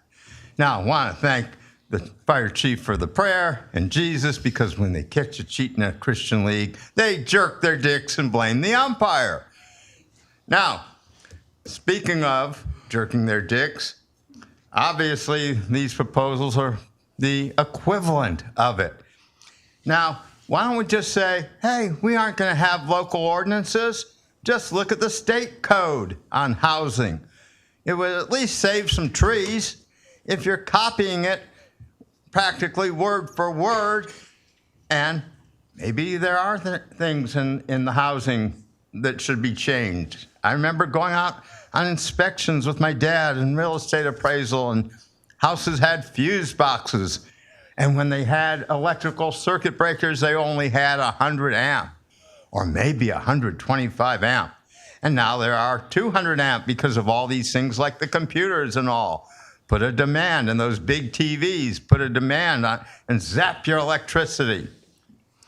So these regulations, and now, oh, well, we can build additional dwelling units on our property for the housing shortage. And with Honda and that 7 acres, I got an idea. Why don't the people sleep in the cars on the Honda lot? Because there's no place to build housing. At least the car is cheaper, and they can sell them and rent the space out like it's a trailer park. After all, we think we're going to solve everything from government. Well, look at all the government has caused, a real fuck up. And Armando tried to get his roof replaced through the Los Angeles County Development Authority. And in one of the things there, one of those pieces of paper that he got talked about the wheels on the house. Excuse me, his house is on a foundation in the ground. There's no wheels on the house, but to tell those knuckleheads with the Los Angeles County Development Authority, you're better off talking to the wall. I was on the phone with him and that person from the Development Authority, and he's trying to say the garage was not a part of the unit. And look through the neighborhood, the whole neighborhood would be illegal. I'm sure our acting mayor today from Meta probably knows what it looks like. I think it was her Mercedes coupe and her son that was on his driveway in that neighborhood in the county. Those garages were made the way they were, and they were done legally. Thank you. Speaker number 4, please. No, they try to sell me 500 square feet extra tile, which I don't have. Neighbors, I didn't have that time. But that's true. They try to charge people more roof that I don't have. Okay, so this is about fire and the buildings, and it reminded me that of what had been said, and actually in the Downey Patriot. One of the writers there said that all of Downey's on fire. It's starting to smell like a barbecue. So I don't understand what LaPlante is saying when he's saying, oh, it's not true. It is all on fire, right? Like, I mean, I think we're going to hear a lot more about all the fires that are going on. So one fire that really concerns me, and I'm concerned because the mayor is not up there from District 1. I remember in July 4th, 2021, there was a big fire at a one particular apartment building. The palm trees caught on fire, and thankfully there was a good response from the fire department. However, people were talking about why is it the case that the city didn't kind of take a more proactive stance? You know, they were asked multiple times to demand that the landlord cut those trees. They were just too overgrown. Obviously, they were a fire hazard, and Mr. Aldo Schindler did nothing. I guess hence he was fired. And then people also refused to take up that issue, and it's still not addressed. And then I noticed on District 4, right by the Arco near Pyloons, there's yet other trees that are ready. It's just they're clearly overgrown. The residents there are very concerned, and they've reached out to Ms. Frometa, and there's been nothing. They've reached out to other departments, and there's been nothing. Why is it that we are not proactive in not having these fires with these overgrown trees that are not being well tended by the property managers? Why don't we have that? Why don't you take a more proactive stance instead of lying? We already heard about how you're lying here. And you have these 10 chapters that none of you have read. You pretend like we don't know what we're talking about. In fact, you people don't have any questions. You have no comments. It's because you don't understand what you're voting on. And it's very concerning, to say the least. I don't understand why you don't take this position more seriously. You clearly don't care about Downey because you repeatedly refuse to take action on such important issues as being proactive towards having a fire policy that seeks to prevent fires, not just control them when they're already out of control. So we need better fire policy in this city, which, as we know, is starting to smell like a barbecue. Thank you. I will now entertain a motion in a second to close public comment. So moved. Second. So ordered by Councilmember Frometa. Unless there are any other comments from the council, I will make a motion to adopt the ordinances. I will need a second.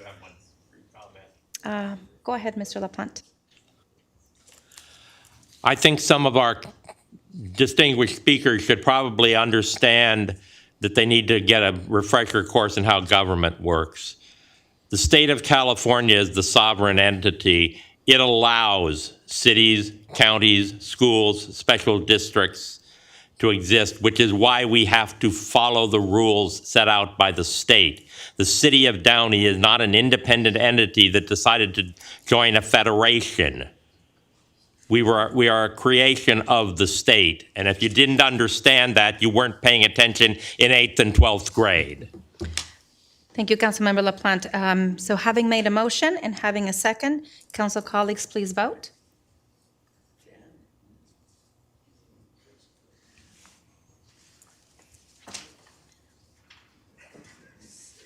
Can we try that again, please? It's not coming up. Let's go ahead and take a, there we go. Here we go. Perfect. Thank you. The motion is approved unanimously. Thank you. I will now take public comment on agenda, non-agenda, and consent calendar items next. That is the blue card that was given or you picked up.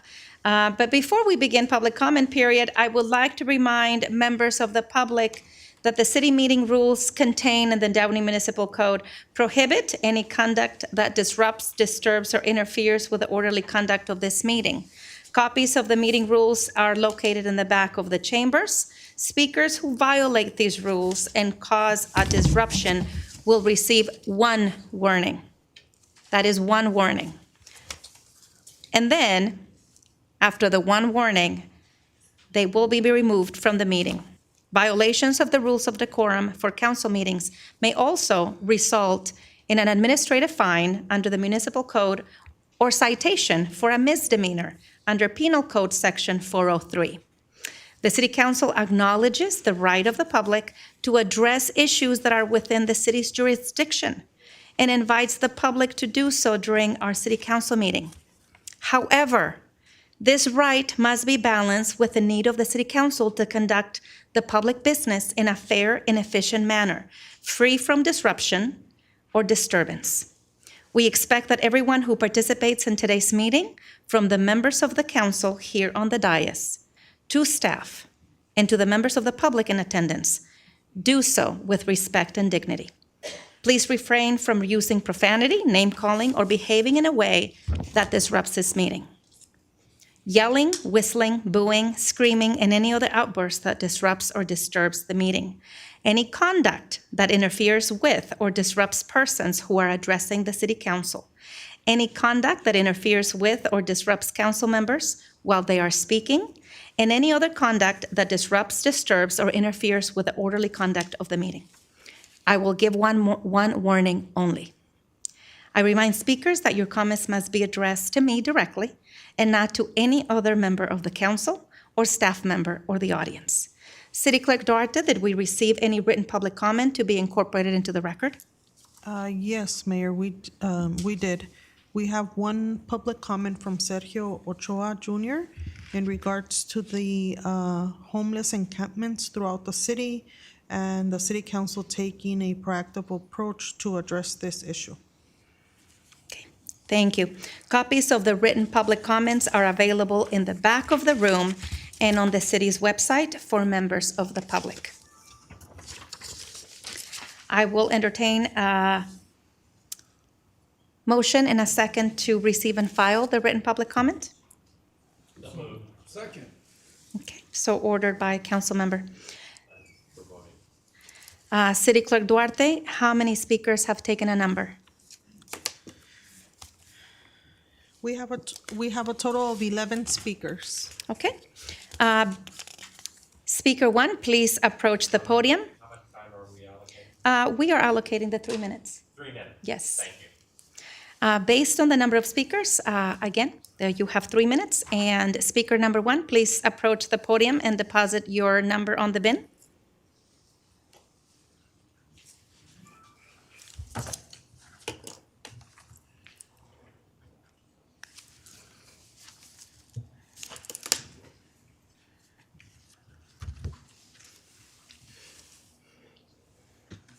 Thank you. Your time is now running. So, item 17, God hates the USA. Thank God for 9/11. America's doomed. Don't simplify fags. God hates fags. Maryland, Taliban, fags doom nations. Not blessed, just cursed.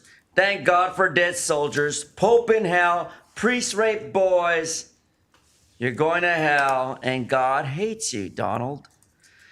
Now, I'm referring to the so-called item 17 on this agenda that basically says removal from council meetings.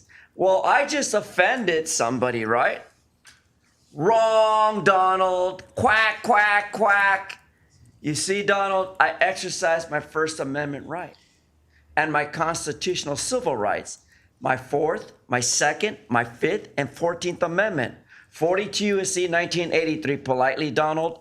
Fuck you. That's right, Donald. I got the floor, and I just made you feel so hurt, and I disrupted your meeting. No, it's our meeting. We, the motherfucking people of the United States, under the Ralph M. Brown Act, the Bain Act 52.1, the Bagley-Keene Act, and the color of law, 18 U.S.C. 242, 245, and as I said politely, Donald, fuck you. Now that's just one point. Now what does the justice uphold about students' right to free speech? Donald, very politely, I learned this in 8th grade, fuck you again. So that's not a violation of First Amendment. That's my constitutional right to exercise my beliefs in the way America is running itself to its course today. That's why I keep reflecting on Snyder versus Phelps, because we're doomed. And the only dirty nigger are the politicians who fuck up our little comfortable communities by making us all white niggers and suffer under the fucked up ethics that you as council people destroy our communities by building Honda centers as opposed to building housing. And where is Blanca Pacheco? Probably out in Sacramento, lobbying for some more cock or twat or pussy. I don't know. But the bitch isn't here today to say to me, that's not what I believe, Mr. Herman. Well, what I believe, that again, society is in jeopardy and we're in total fucking chaos. Wait till 2023 when the outcry of the public are saying, I can't afford to live in California. I can't afford to live in Downey. And as far as I'm concerned, America is doomed. A dirty nigger. Send the Jews back to Israel. Thank you, Donald. Whack, whack, Thank whack, you. Whack. Where did I turn in my copies for the record? Trash can. Sorry, Mr. Cash Cow. Moo. Moo. Donald. This is your first warning. Yeah, but the fat ass is talking about me. Motherfucker. Dick. That's my one. Go ahead. Okay. Number 23 on the agenda. Help those poor people fix their neighborhood. Get something done over there on Manzanar. Clean it up. All right. 8th and 12th grade. Yeah, we did pay attention. We paid attention to the declaration. But unfortunately, in California, we have white, liberal, progressive, elitist Democrats looking down their nose at everybody from the state level also, telling us that they allow us to do things. We are the ones in charge. We are the sovereign individuals, citizens. We are in charge. You work for us. You need to understand that. Maybe they didn't do that in your 8th or 12th grade class. Maybe not from the podium. Because right there in the Declaration, it tells us we are endowed by our Creator inalienable natural rights. And that government is put in place by men to protect those rights. That's the order. God, us, government. Not the other way around. Government is not God. They don't allow us to do anything.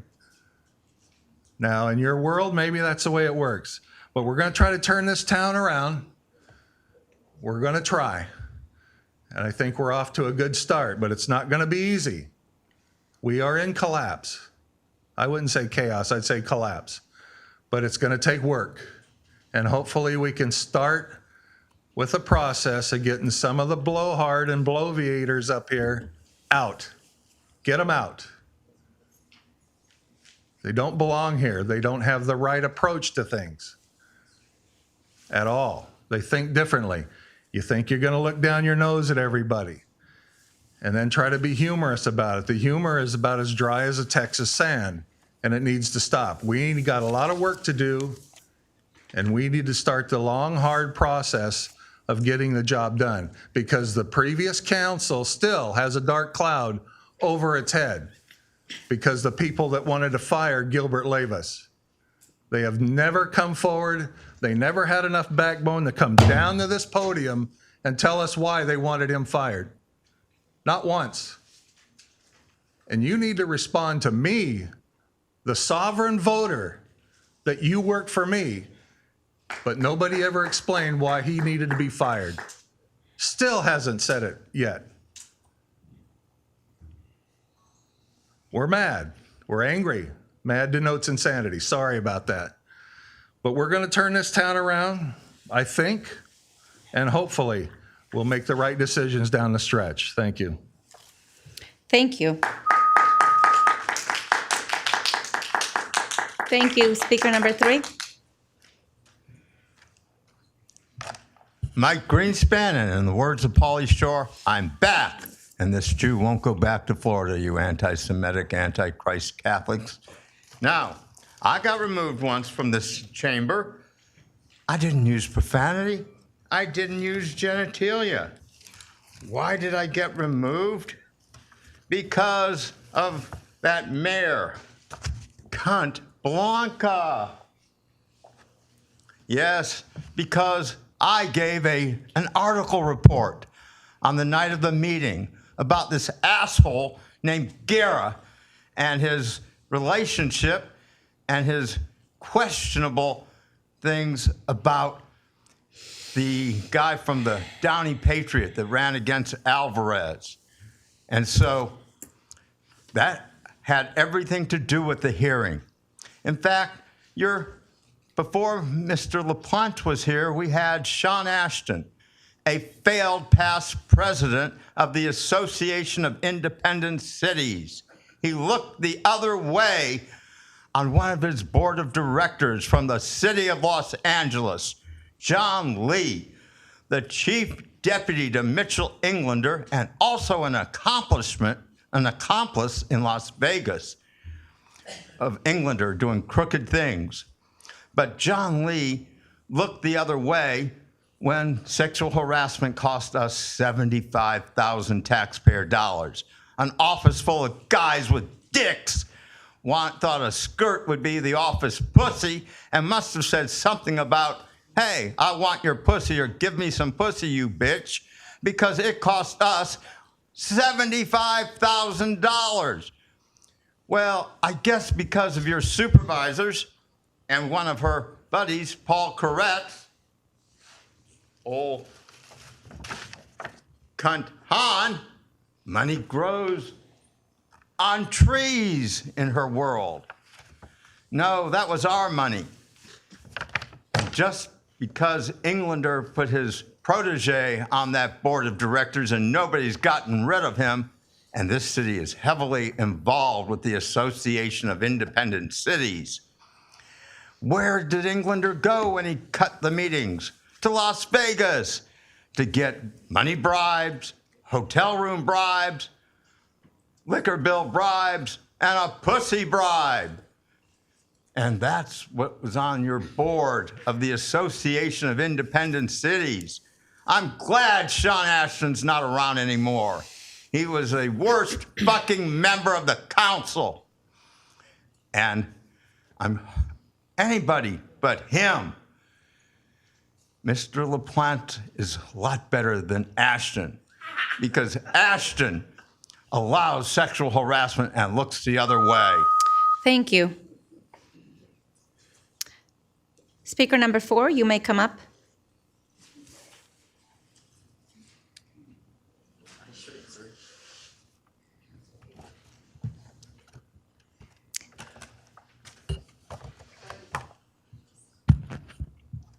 Lee Hello. Squire, Vietnam era veteran, United States Army, June 1967 to June of 1970. Civil rights advocate. I'm also a product of the civil rights movement. And I lived through the deaths of JFK, Martin Luther King Jr., and Robert Kennedy. I'm here tonight to honor my veterans in 2 ways. First, I wear this shirt in honor of the United States Marine Corps, whose birthday is the 247th birthday of the United States Marine Corps tonight. I'm saddened that there was not a recognition tonight for these Marines. I wear this shirt in honor of Bastards. And if you go to Bastards and you look to the wall, there's a frame, 49 Marines, KIA, Iraq and Afghanistan. I also wear their names on the back of my shirt, again in honor of the Marine Corps. I'm also in here in honor to my veteran family in police departments. I'm also a volunteer investigator with the Brea Police Department. Because I consider, and we consider you veterans in our police departments our family, I finally decided to want to put together something in which has been attacked as faith, our families, and our police. I have before me something that I created, and it's called Faith, Family, and Freedom. Faith is in red because we shed our blood defending it, and it was freedom of religion that defeated the Nazis during World War II. Under faith is a circle with the 5 branches of the military, and inside that inner circle is a heart, and on top of that heart is the word family, and that is in white, and below it is local policing. And below this symbol is freedom. Faith, family, and freedom, red, white, and blue. I give this in honor of all the families and the children. When you attack police, you attack the family. And it's the children who pay the price of any form of hatred. I'm sick and I'm tired of demonizing, defrauding, and dishonoring police across America. As we all know, it's not about Downey, it's not about this city or this state, it's policing across America. And I wanted to do something in honor of the Downey Police Department. And this poster I will be presenting to police departments in cities in LA County and Orange County. Good evening and thank you. Thank you.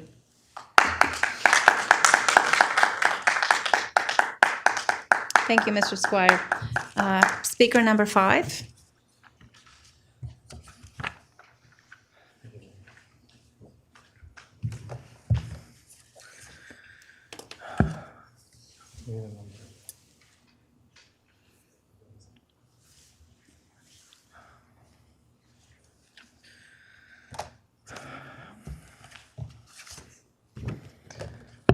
Hi, everyone. I'm Joaquin Beltran. I just ran for city council. I want to thank everyone who supported my campaign.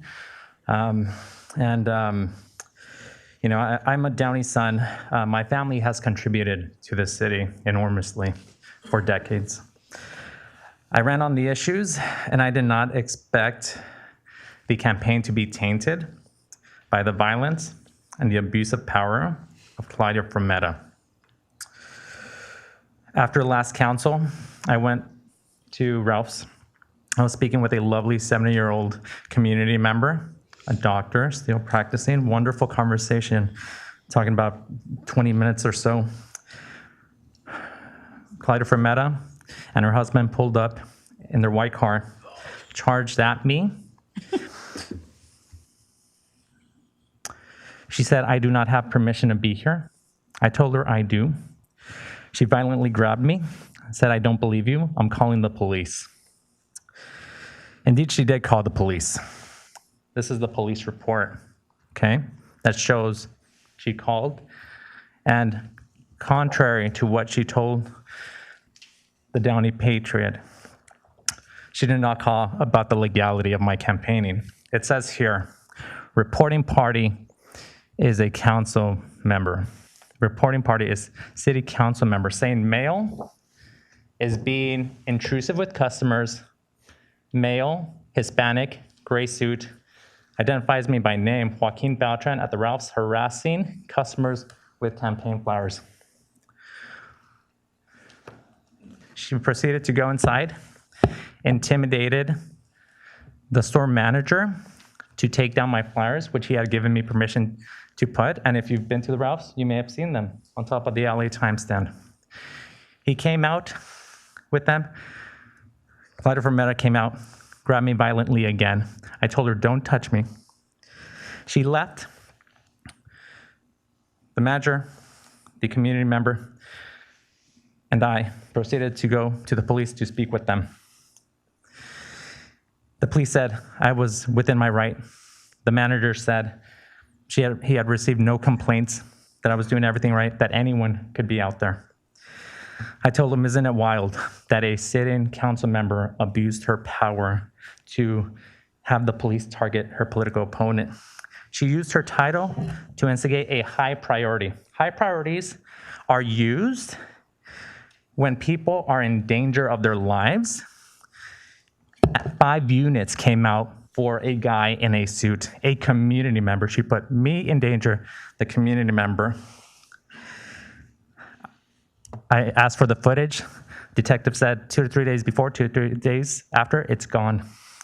I'm asking for her resignation. I'm asking for everyone to Thank you demand her. for your comments. Thank you. Thank you. Your time is up. Thank you so much, and thank you again to everyone who supported me. I am Downey's son. This has never happened to anybody. Your time is up, Mr. Beltran. Thank you. In our own city, I do not feel safe in my city. Your son, Claudia Fermetta. Thank you. This is the police report. More details. This is the Downey. I would like to call the next speaker up, please. Speaker number 6.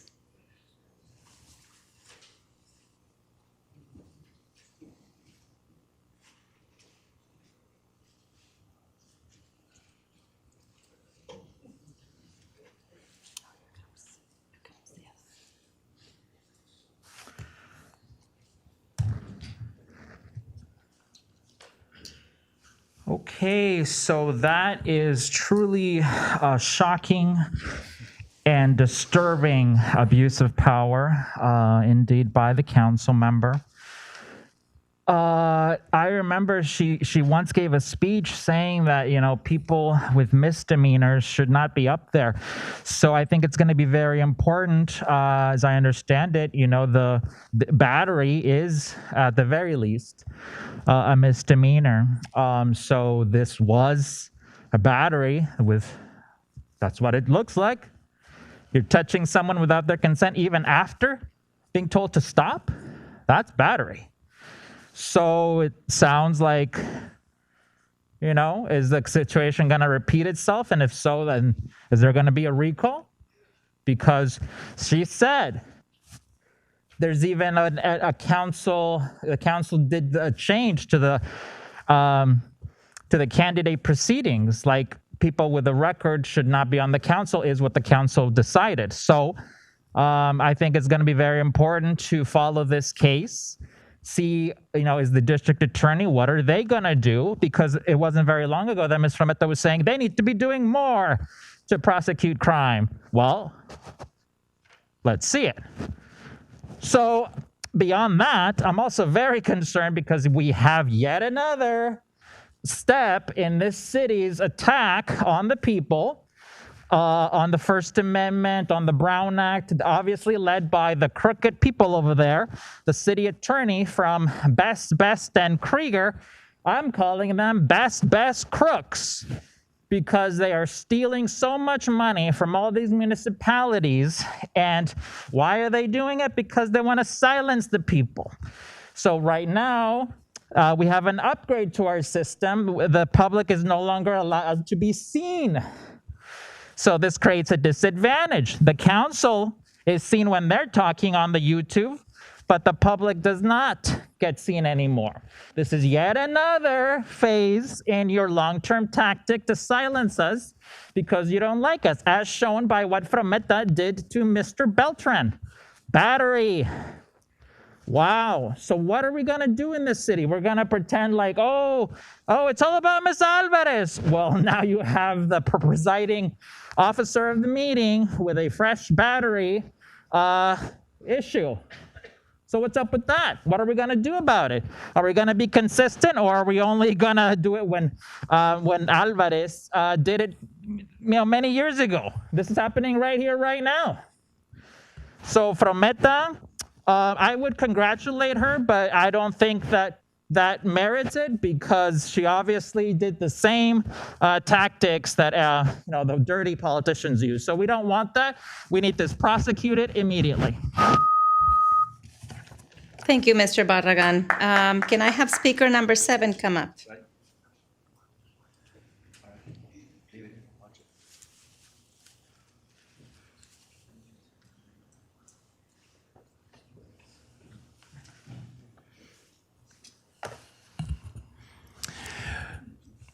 Acting Mayor Prometa, City Council members, Mr. Scott, and staff, good evening. Good evening. I have some various comments.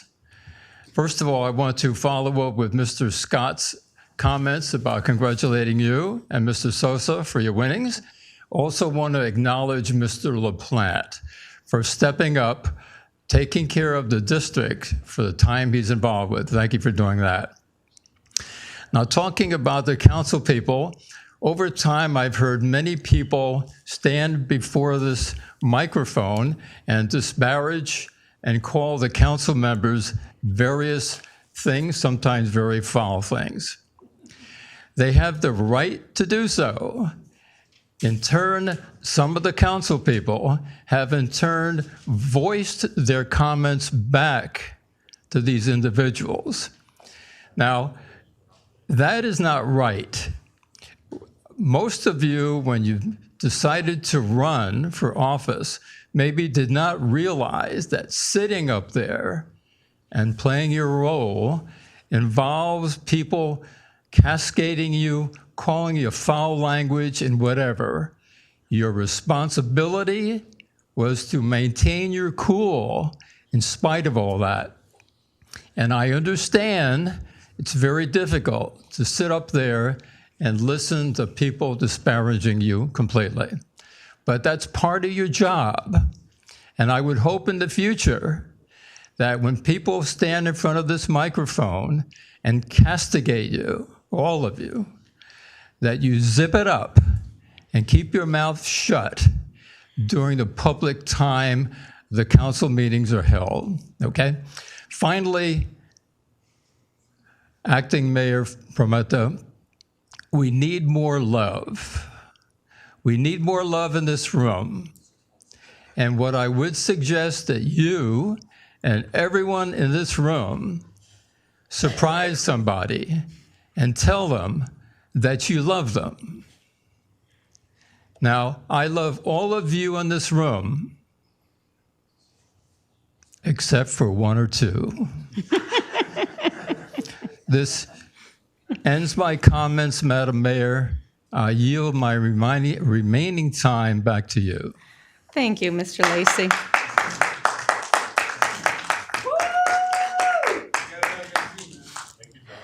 May I have speaker number 8 come up? Hello. Thank you. Good evening. Hello, guys. Hello. How are y'all doing? Before I want to speak, I want to say the fire chief, awesome prayer. And of course, the police chief, awesome work, like especially with the Downey police. And I came here to speak about helping out my neighbors. And of course, like all the problems that we are facing, like in this neighborhood. Like especially that taco place that opened. And yes, people still call me names, like they even call me like fat still. But in my heart condition has been like a little better, still working out. But yeah, but the problem is like with a taco place, like how the customers treat us, like that they always put trash in our yards. They always put beer bottles that smell nasty as heck, and it even knocked my nose one time, and my family and the neighbors I love so much in my heart, ever since I was like a child, has been enough. All we need is action, please. We need action, as one of the speakers says. I know this is tough. I know you guys cannot keep your promises, but let you know I always keep you guys in your prayers, and of course, Donald, God loves you, man. Always believe that, my friend. Yeah, you too, Mara Trejo, and the rest of you guys. So so this has been like a big problem in my neighborhood. And yes, I also care for kids also, because back then, they're around, when I was young, kids always go out. But ever since the taco place happened, there's always people staring at the kids, and it makes my neighbors uncomfortable because they care about their kids so much. Believe me, I attend Cal State Long Beach University, and my major is childhood development, and I know how parents feel, and I stand up with parents, including churches and police and fire department, as always, and of course for God, as always. So just encouragement for you guys. Don't I know people have been talking trash about you, but to me, I never hate you guys. I love you guys. So just remember, God loves you all as always. As Philippians 4:13 says, I can do all things through Christ, which strengtheneth in me. And I do want to say to Mario Trejo that I am excited for this. I am excited for the Super Mario Bros. Movie with him as Mario. yeah. Keep on smiling, Mario Trejo. Happiness will lead you to great goodness. Believe me, I know that feeling.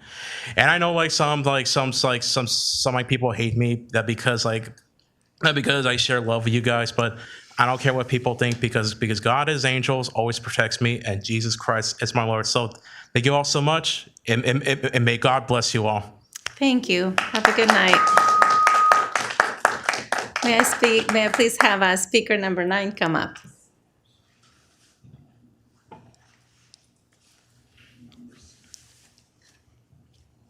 Hi, good evening. Good evening. So here we are again. So good evening. So tonight I just want to focus on things that have been happening lately in our street. I think, it's gotten to the point where we don't even want to go outside anymore. There's a lot of people actually camping outside, eating and then staying after hours, drinking, and then leaving their trash, for us to pick up. And, normally I used to pick it up, but now I just don't pick it up anymore. I'm just that tired and frustrated. So, and not only that, you come out and you don't even know who's in front of you, who's parked in front of your house anymore. The other day I got home, I take my children to, the university, and then I come back home. There was this guy parked in front of my neighbor's house, and he was just, pacing back and forth. And then he started looking at people's houses, and even inside the cars as well. And I noticed that a lot of people that come to the taco place, they walk around our neighborhood and they're just, snooping around.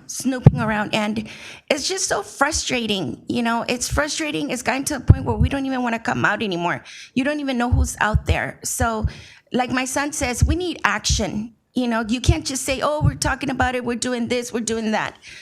action, please, because I'm pretty sure if this was your neighborhood, if this was your family, you would want safety for them, and you would want to live in a safety, in a safe neighborhood. And that's all we're asking for, safety, and we're asking you guys to help us out. We're coming to the people that can really help us out. So that's why we're here every time, requesting, asking for help, and it's not, we're not here to disrespect you or anything. We just, want you to work with us, work with us.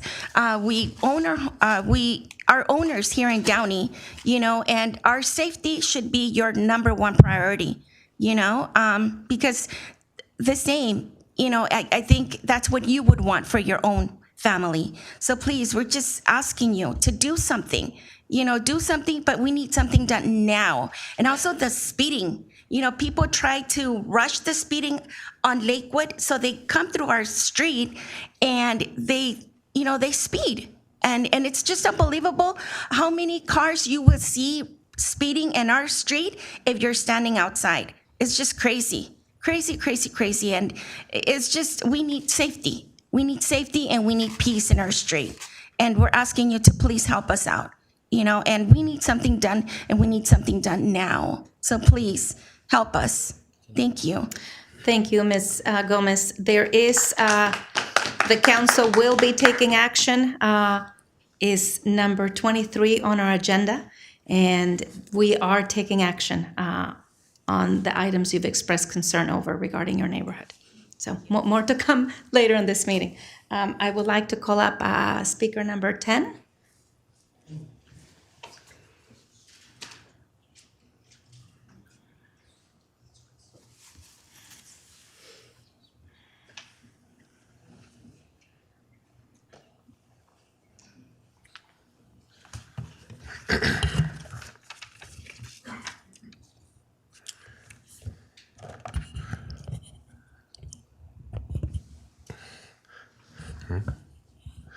All right, first things first, democracy is democracy and it is at work.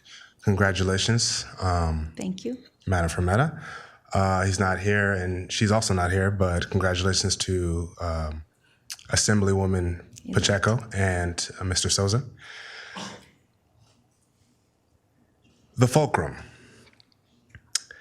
Councilmember LaPlante was the fulcrum of City Council leadership for the remaining months of District 2's term. And for that, I'd like to thank him for his service. Thank you very much. A fulcrum is the point on which a lever rests or is supported and on which it pivots. In this way, Councilmember LaPlante intervened on a situation that would have truly turned the city upside down with glaring polarization. Despite some continuing to say that local government is about unity, words become hollow when your actions are so clear. Councilmember LaPlante threw his name into the ring with a number of other candidates, fine candidates all, but two being the heir apparent to either one of the two factions that seem to be forming within the city of Downey. Polarization is never pretty. It can strip down even the strongest of communities to its base impulses and callous behaviors. The desire is to see the city thrive, but much like an ostrich, some within the city can't seem to get their heads out of the ground long enough to extend an olive branch. This is why Councilmember LaPlante's intervention was so timely. If either faction would have gotten their way that day, the city would most likely not have been on the current track back to success after a damaging pandemic. Have these factions learned from their almost mistake? Probably not. I and many within the community would like to invite these factions to look past petty grievances and focus on the myriad issues currently facing the city of Downey. With the success of our honorable mayor in clinching her seat within the state assembly, perhaps District 1 will again bring forth a fulcrum. Someone that the city can rest on with support. Someone who can pivot from the petty and shift to what is relevant. Thank you. Thank you, Mr. Esse. We have one more speaker, number 11, Mr. Rowland.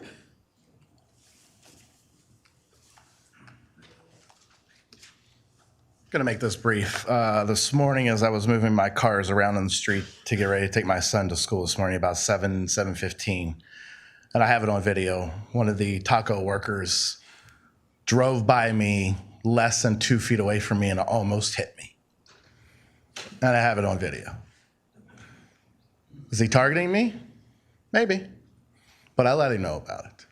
Second one, anytime my neighbors call the police department about parking in the alley, which still hasn't been fixed, parking in front of our driveways, parking, whatever, we call the police department, and whoever answers your phones, I don't know, but they need to be retrained. I'm not the person doing the problem. I'm not the one. But I'm getting questioned like I'm the one that's doing all of it. I'm not. They have attitudes. They're rude. Everybody, you hear that? I'm not the only one that says it. They're questioning me like I'm the person that's causing the problem. I'm calling to report it so you guys can respond to it. But I'm getting questioned about it. What about this? Well, what color is the car? What's the license plate? Mr. Rowland, would you please direct Sorry, your comments I to apologize. me? Thank you. But do you see, I don't understand why I'm getting questioned about a call that I'm making to the police department, and I feel like I'm the one that's causing the issues. I don't know who they are. If they don't want the job, then don't do the job. But I'm a citizen just like everybody else. If I call the police department, be polite. Don't get an attitude. Don't be rude. Just saying, all of them, especially the females. They all know me. As soon as I call, they're like, oh, Mr. Rowland, yes. 8826 Manzanar, yes. But I don't understand why they have to have an attitude. I don't get it. I'm a citizen just like anybody else. Somebody calls me at the hospital and says, oh, Mr. Rowland, this is blah, blah, blah. Mom, am I going to get an attitude? No. Why am I getting an attitude with somebody who's calling to check up on their family member? So why did the police department give me an attitude when I call them? I don't understand. Thank you. Thank you, Mr. Rowland. Okay, if there are no additional speakers tonight, I will make a motion to close public comment. Do I have a second? Okay, so ordered by Councilmember Frometa. Now is the time for consent calendar items. Items numbers 2, 6, 7, 8, and 9 will be pulled from the consent calendar and brought to the next council meeting. Are there any council members that would like to remove or abstain from any additional item? Yes, Mr. Romero, I would like to abstain from 6. See, 7 is being pulled. 8 and 9, I can't remember if those are being pulled, but Those are going to the next council meeting, Councilmember Okay. Trujillo. Yes. thank you. Councilmember LaPlante? Can you explain for the audience and the people watching why we need to do that? Absolutely. Yes. Thank you, Councilmember LaPlante. The reason we're pulling item number 2, 6, 7, 8, and 9 is because we don't have a quorum to vote on these items with the absence of our Madam Mayor Pacheco and Councilmember Catherine Alvarez. We do not have a quorum to pass these due to Councilmember Trujillo having to abstain on these items. Therefore, we need to. And it's the requirement of law that Mr. Trujillo abstain. It's not that he's making a judgment call on his own. Correct. It is a requirement of the law. So Yes, thank you, Councilmember LaPlante. So anytime we have to abstain is because there is a conflict of interest and we need to, by law, abstain from that item. And therefore, those items that I just mentioned will be brought to the next council meeting. Is there any other abstentions? No? Is there a motion and a second to approve the consent calendar? so moved. Second. Okay, please vote.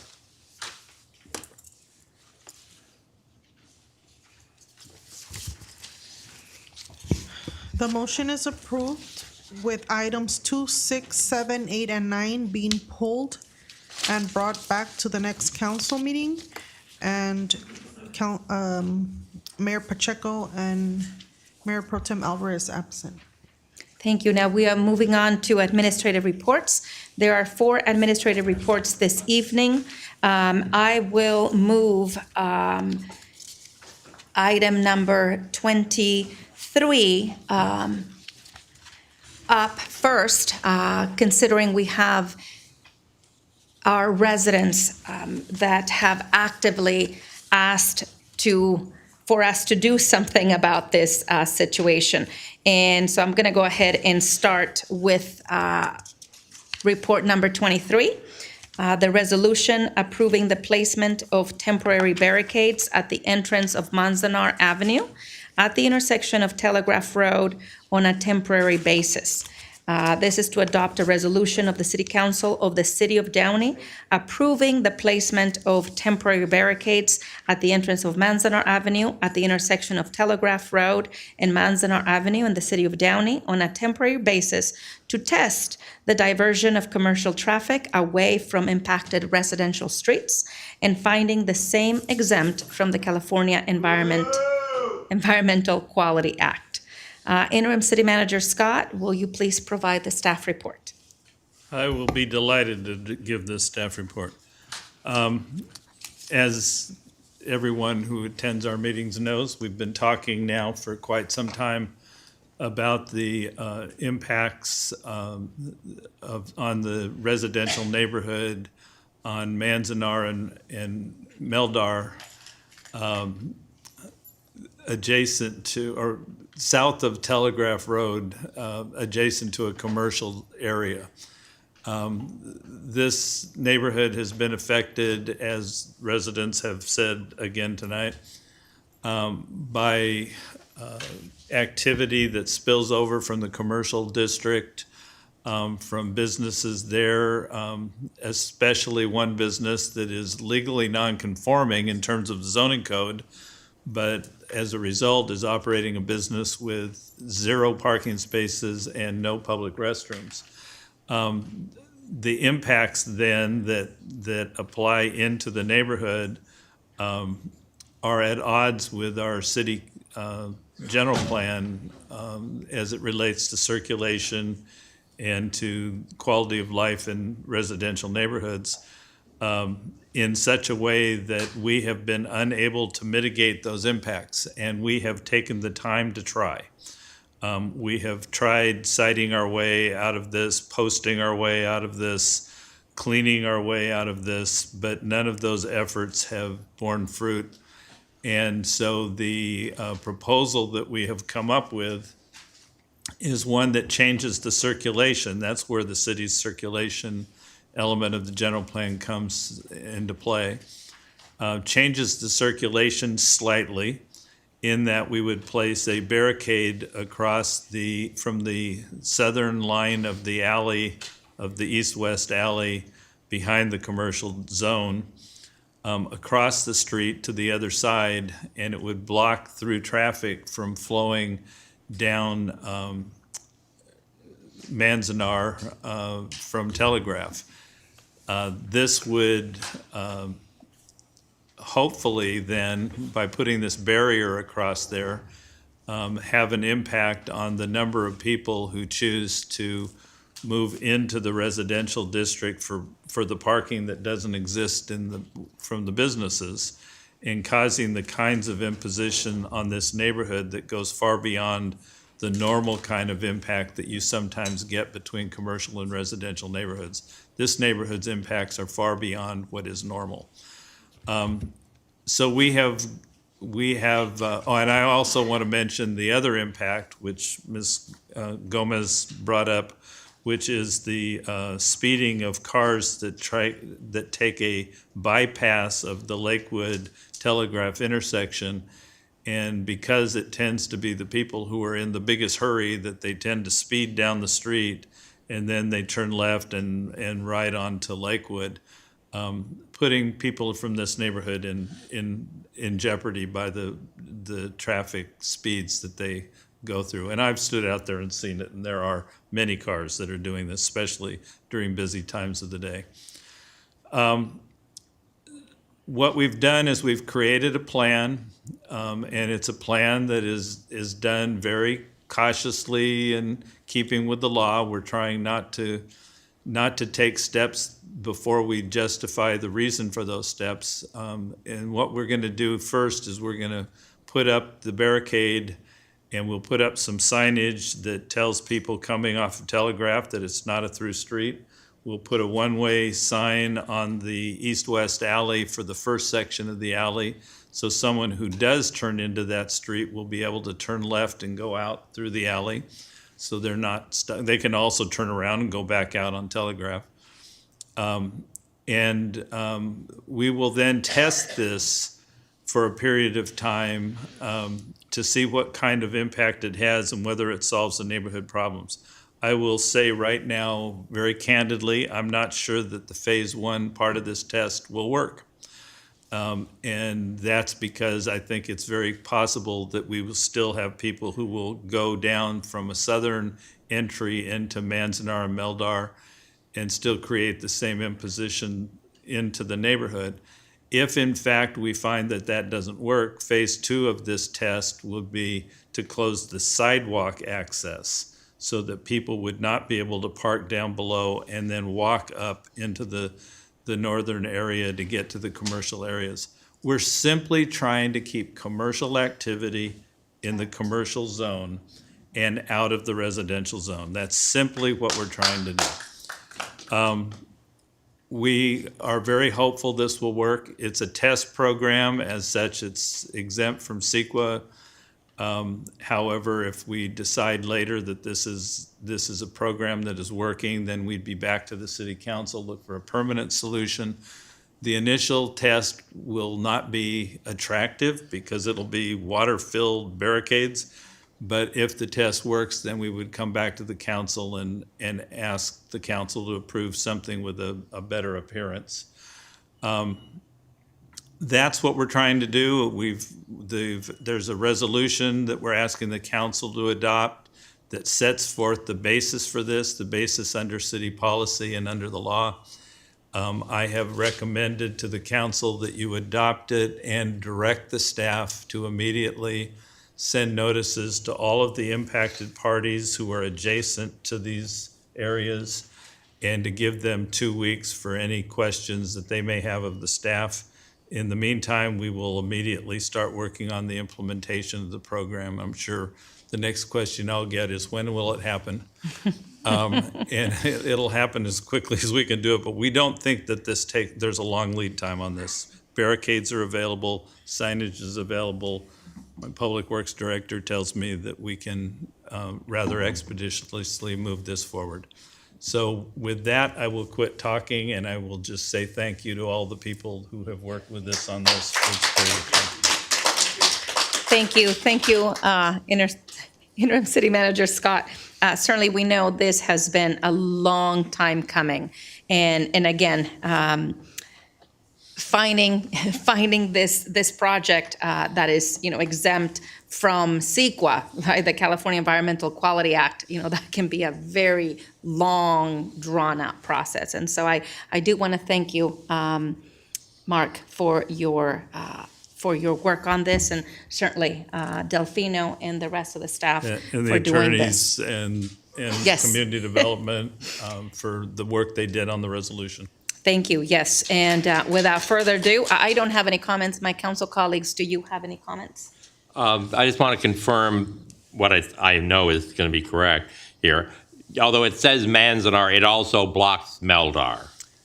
That's correct. It's phrased this way because of the exact location, but it does solve it goes toward the problem of both streets. It does. It turns Manzanar Meldar into an inverted V, so that there's two ways in and out. Public safety vehicles will be able to deal with that. Public works vehicles will be able to deal with it. So it should be a good setup. Thank you. Yes, Councilmember Trujillo. I just want to thank the residents for always being respectful, bringing this to our attention. I want to apologize for the length of time it took. City government moves very slow. I know it's frustrating. But thank you for speaking up. and protecting our neighborhoods. We appreciate it. Thank you. Yes, thank you.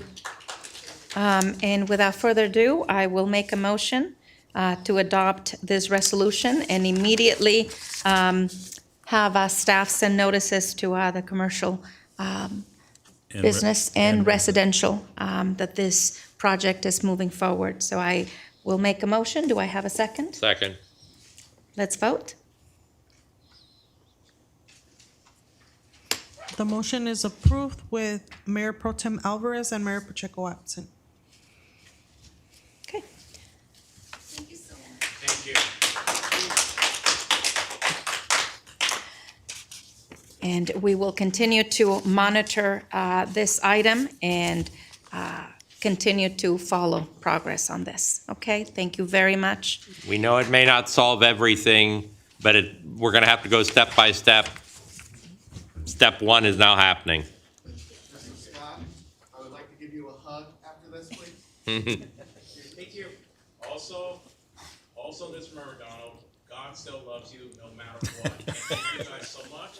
And of course, for Mark Trevo, I can't wait to see the Superman Birds movie, because you're going to be in a movie, and I will believe that you would do better than Chris Pratt.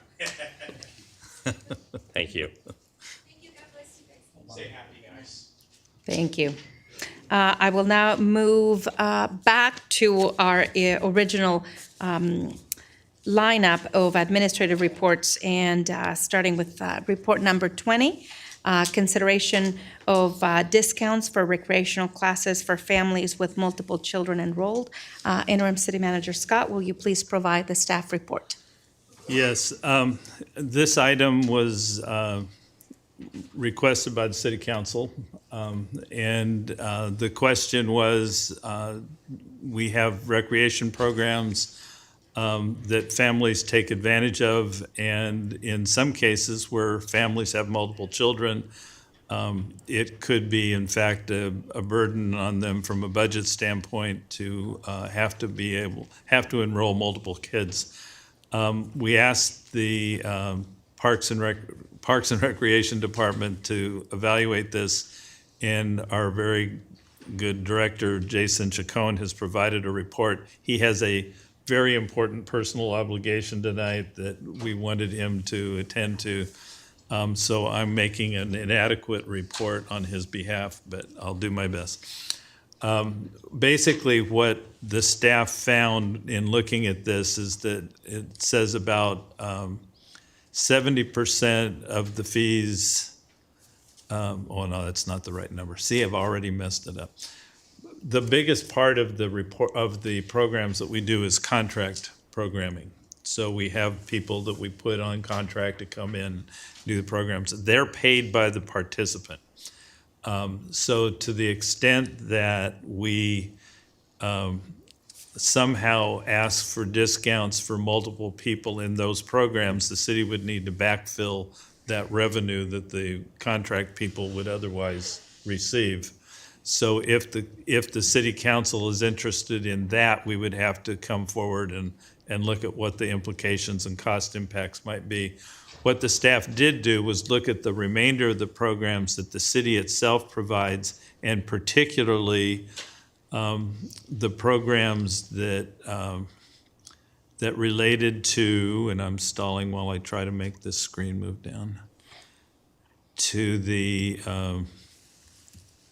here it comes, seasonal day camp and the aquatic swim lessons.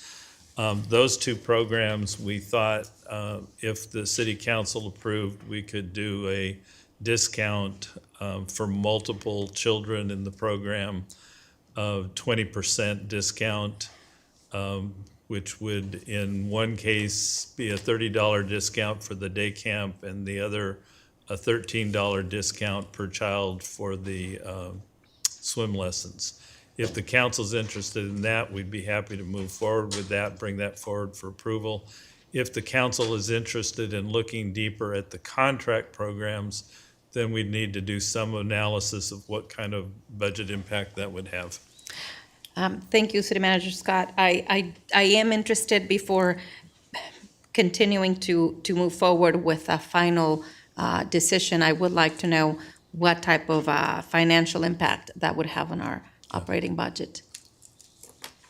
Is the 20% discount range something the council's interested in?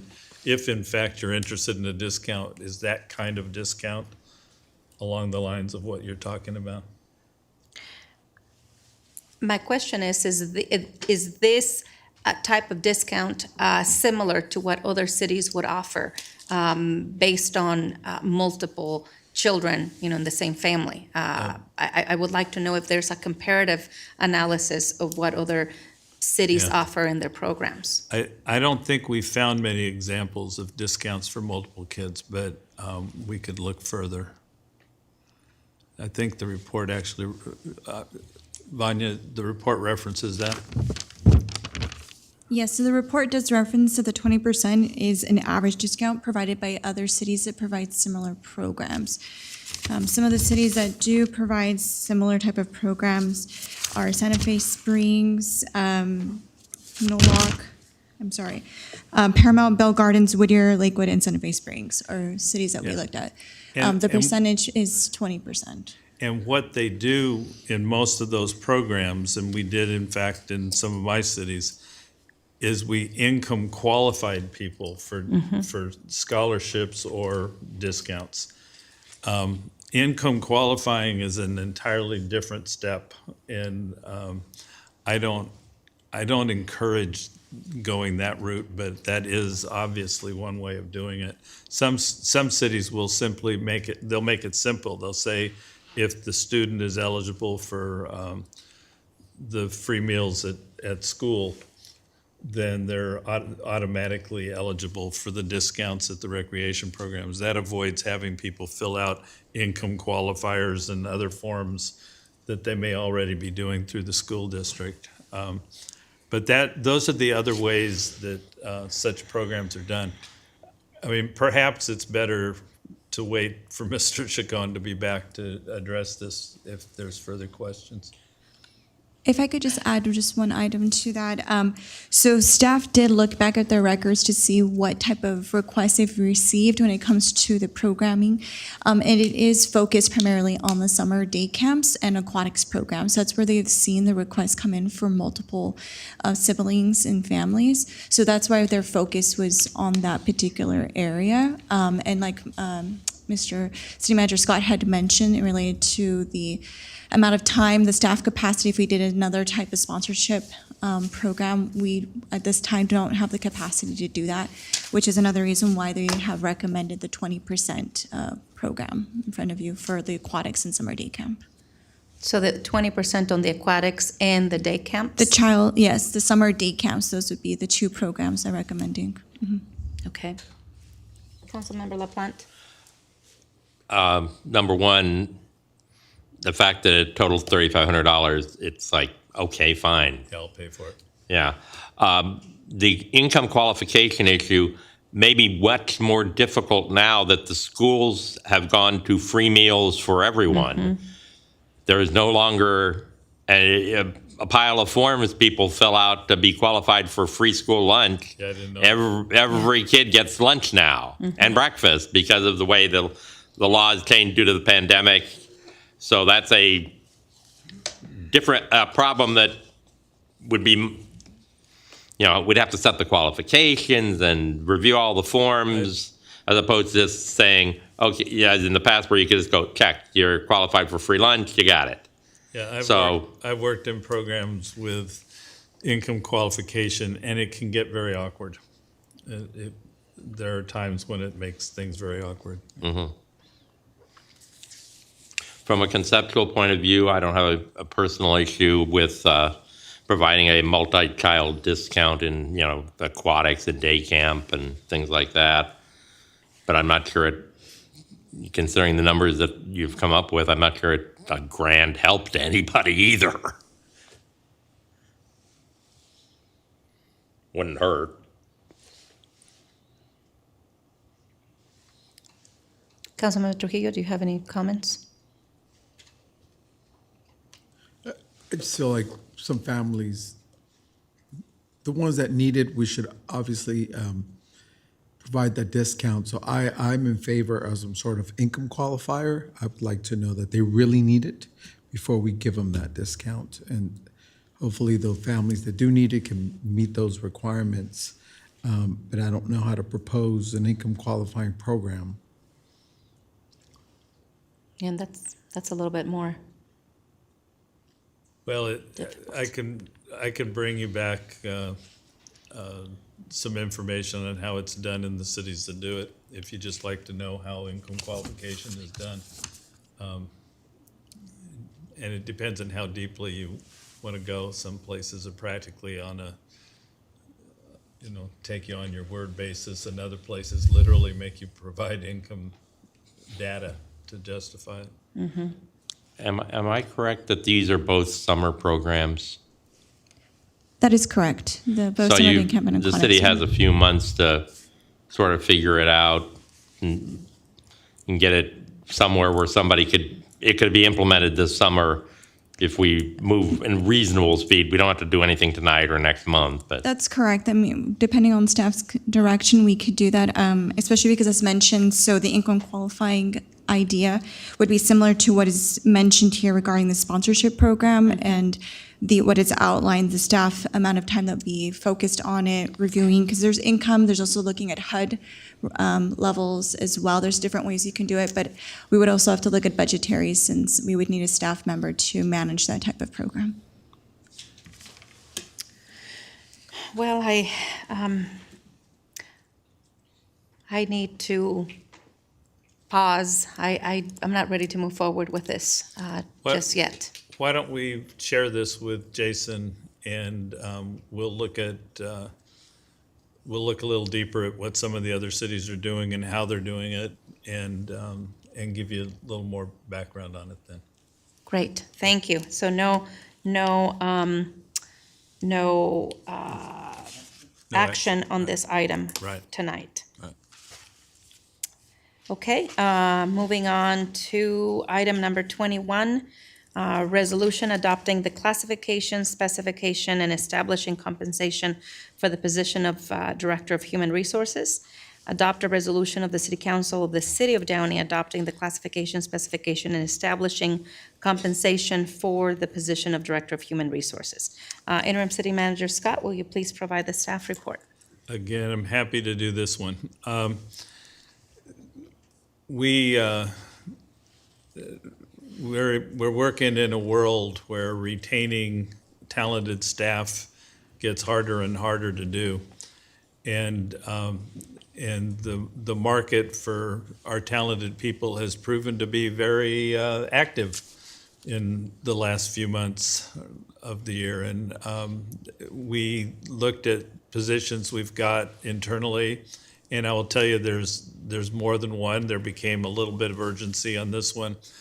Our Human Resources Director, James McQueen, operates at a very high professional level, as good or better than any Director of Human Resources I've had the pleasure to work with. Has a very broad scope of work, and he is moving more and more into the risk management area, especially with Anil leaving shortly. This will put James in a position of being the primary representative from the city with the risk pool that we're a part of. The law in California is such that when you make a compensation change for someone at a senior executive level, that we're required to make a public report on it, on the recommendation, and the city council is required to take action on a non-consent calendar item. So that's why this item, small though it may be, is being brought to you under administrative reports.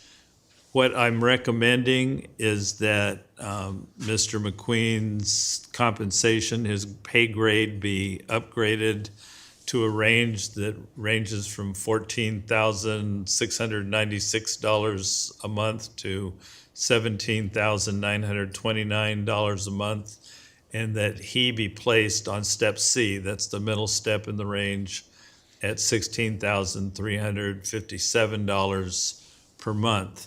The impact of that on the city budget for this year is $17,896. That's an estimate, but pretty close estimate for the roughly 7-month period that's remaining. That's inclusive of salary and all of the other benefit impacts, including CalPERS, Medicare, workers' comp.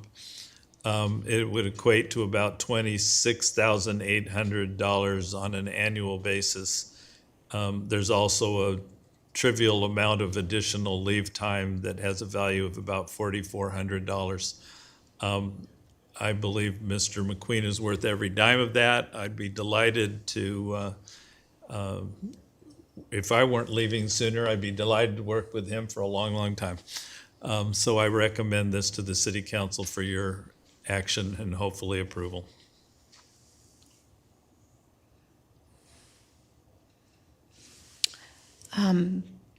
What is the percentage of increase we're talking about exactly?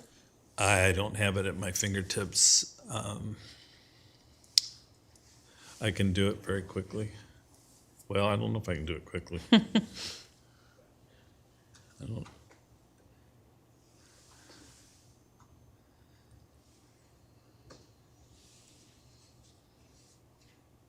I don't have it. I don't have the base number to be able to calculate it off of. I know that, let's look at the fiscal impact and see if we can work backwards to the percentage.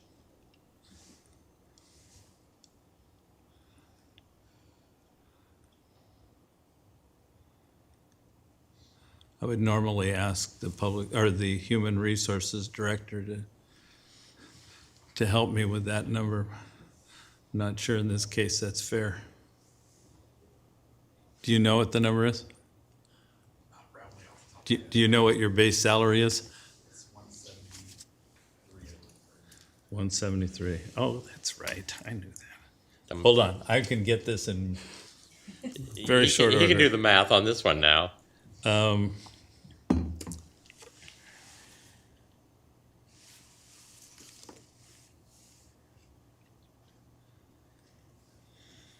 that didn't work.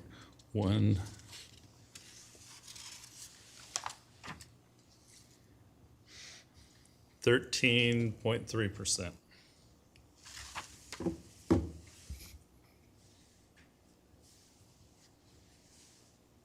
Which is what he was offered.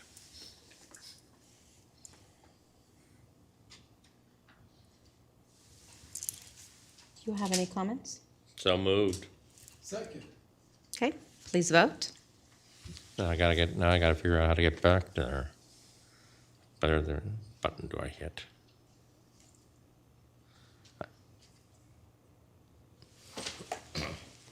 I'm voting yes if I could figure out how to get there. Presentations. There we go. There we go. The motion is approved with Mayor Pacheco and Mayor Pro Tem Alvarez absent. Okay, the last item on our agenda under administrative reports is item number 22, amendment to Resolution 21-8013 regarding severance benefits for certain employees in classifications designated as executive management, middle management, and confidential/exempt. Adopt a resolution of the City Council of the City of Downey amending Resolution 21-8013 regarding severance benefits for certain employees in classifications designated as executive management, middle management, and confidential exempt. Interim City Manager Scott, will you please provide the staff report? Yes, thank you. So for the public's knowledge, when we talk about severance benefits, what that refers to in this context is a guarantee compensation at the point of severance for someone who is terminated without cause. In other words, we have certain executive employees, certain management employees who are in an exempt classification. That means they don't possess a job right that entitles them to appeals and other protections of their employment. And those employees can be terminated without cause and without any kind of appellate rights. Now, if a person is terminated for cause, if somebody committed some act that caused them to be fired, that would not be a termination without cause. The severance would only apply to circumstances when someone is actually terminated without cause, and further, someone who has signed a full release of any claims against the city or city officials, employees, or its agents. In those cases, we're talking about adding a provision to our resolution that would provide a 6-month severance for the positions of police chief and fire chief, and a 3-month severance for the positions of assistant city manager, director of community development, deputy city manager, director of public works, finance director, and assistant to the city, assistant to the city manager, director of human resources, and executive director of the Columbia Memorial Space Center. In other words, these are the department heads of the city and the officials in the city manager's office. Providing severance to employees where the termination is without cause in return for a release is the state of the art in how terminations of that sort are done. It's very common, getting more common, and as cities are having trouble recruiting, it's getting to be very common in order to receive candidates who will take the risk of moving and taking a new job. This is on the lower end of what typical severance is. I'd say 6 months is kind of in the normal range, and 3 months is on the lower range of what contracts usually include in the way of severance. My understanding is the city council had discussed this issue before I got here, and there was direction to bring this item back, and that's why it's before you tonight. Yes, thank you, Mark. Any comments? Just so we're all clear, this is terminations without cause. In other words, we just don't think you're working out well with the city kind of thing, or we just don't get along with each other, as opposed to... You don't even say that. I know. But yeah, I know that, but that's the implication is it's just not working out. That's right. As opposed to, you did what? Yeah. And in exchange for the severance, there is a release that says you're not going to sue us. Correct. And if they want to sue us, they don't get the severance, basically. They don't do the release, they don't get the severance. Right. If they say, oh, no, you're terminating me for some illegal reason, and I'm going to sue you, they don't get the severance, obviously, right? Correct. It's what it is today. People are not going to come to this city if we're not offering something like that when other cities offer that. A lot of cities do contracts. So each of these positions could conceivably have an individual contract. And in Downey, only the three positions that the council hires have contracts. Correct. The rest of the employees operate within a compensation resolution. And this is one part of the group that's called executive management, mid-management, confidential, exempt, but it only applies to the executive portion of that. And it is those positions that I named. Yeah. I'm not ready to make a decision on this item tonight. I would like to bring this back once we have a new council. I think we need to really have more than 3 of us discuss this item. And so I will, my recommendation is to hold this item and bring it back at a later time. And we would need 3 votes, so that's definitive, which is fine.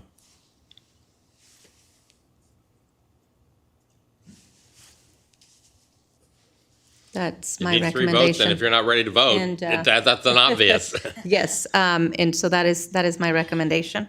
And I make a motion to hold off on this item. I don't even think we need a motion, do we, council? No. Well, no. I'm playing city attorney again. Okay, so are we in agreement? We can bring it back? Yes. Thank you.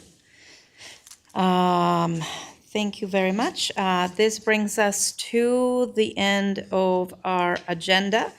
I did want to wrap up the meeting, but before I do that, I did want to address what was said during public comment earlier tonight. And anytime a sitting council member receives calls and/or messages from concerned residents about individuals blocking an entrance to their local grocery store, their only open entrance, and are approaching residents after 10:30 at night or 11 o'clock at night, I don't care what it is. Everybody has the legal right to petition and their legal right to do any type of electioneering work. But if my residents, and as a sitting council member, complain to me they are not feeling safe and they are feeling harassed, I will address that. And these accusations of assault are ridiculous, outlandish, and completely false. Certainly, investigations are underway, but it is shameful, absolutely shameful, that these sort of individuals that have been, caused different types of accusations at different times have aligned with a previous candidate to support these outlandish and false accusations. And once again, I wanted to make sure that I address this in this meeting for anybody that may be left watching, and or to make sure that the record is clear on the matter. There is certainly no basis for this false accusation of assault. And as a council member, I will always make sure that my residents feel safe and they do not feel harassed. And I will call the authorities, our Downey Police Department, to ensure that people are doing the right thing and they're not out there at 10:30, 11 o'clock at night blocking an entrance. But not only that, if my residents tell me they're not feeling safe, it is my duty as an elected official to make a call. And that is all I have to say. I know City Clerk Duarte, I believe you have an announcement. Yes, Mayor. The City Council had previously scheduled a special council meeting on December 6, 2022, and a special council meeting on December 8, 2022. Due to a delay in the county clerk certifying the November 8 election results, the next council meeting will be a special meeting on December 8, 2022, and there will be a regular council meeting on December 13, 2022.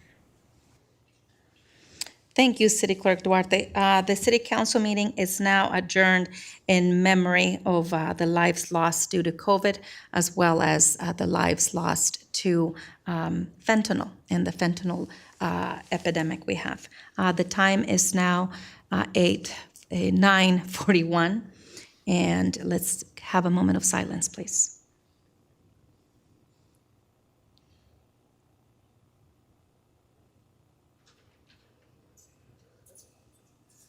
This meeting is now adjourned.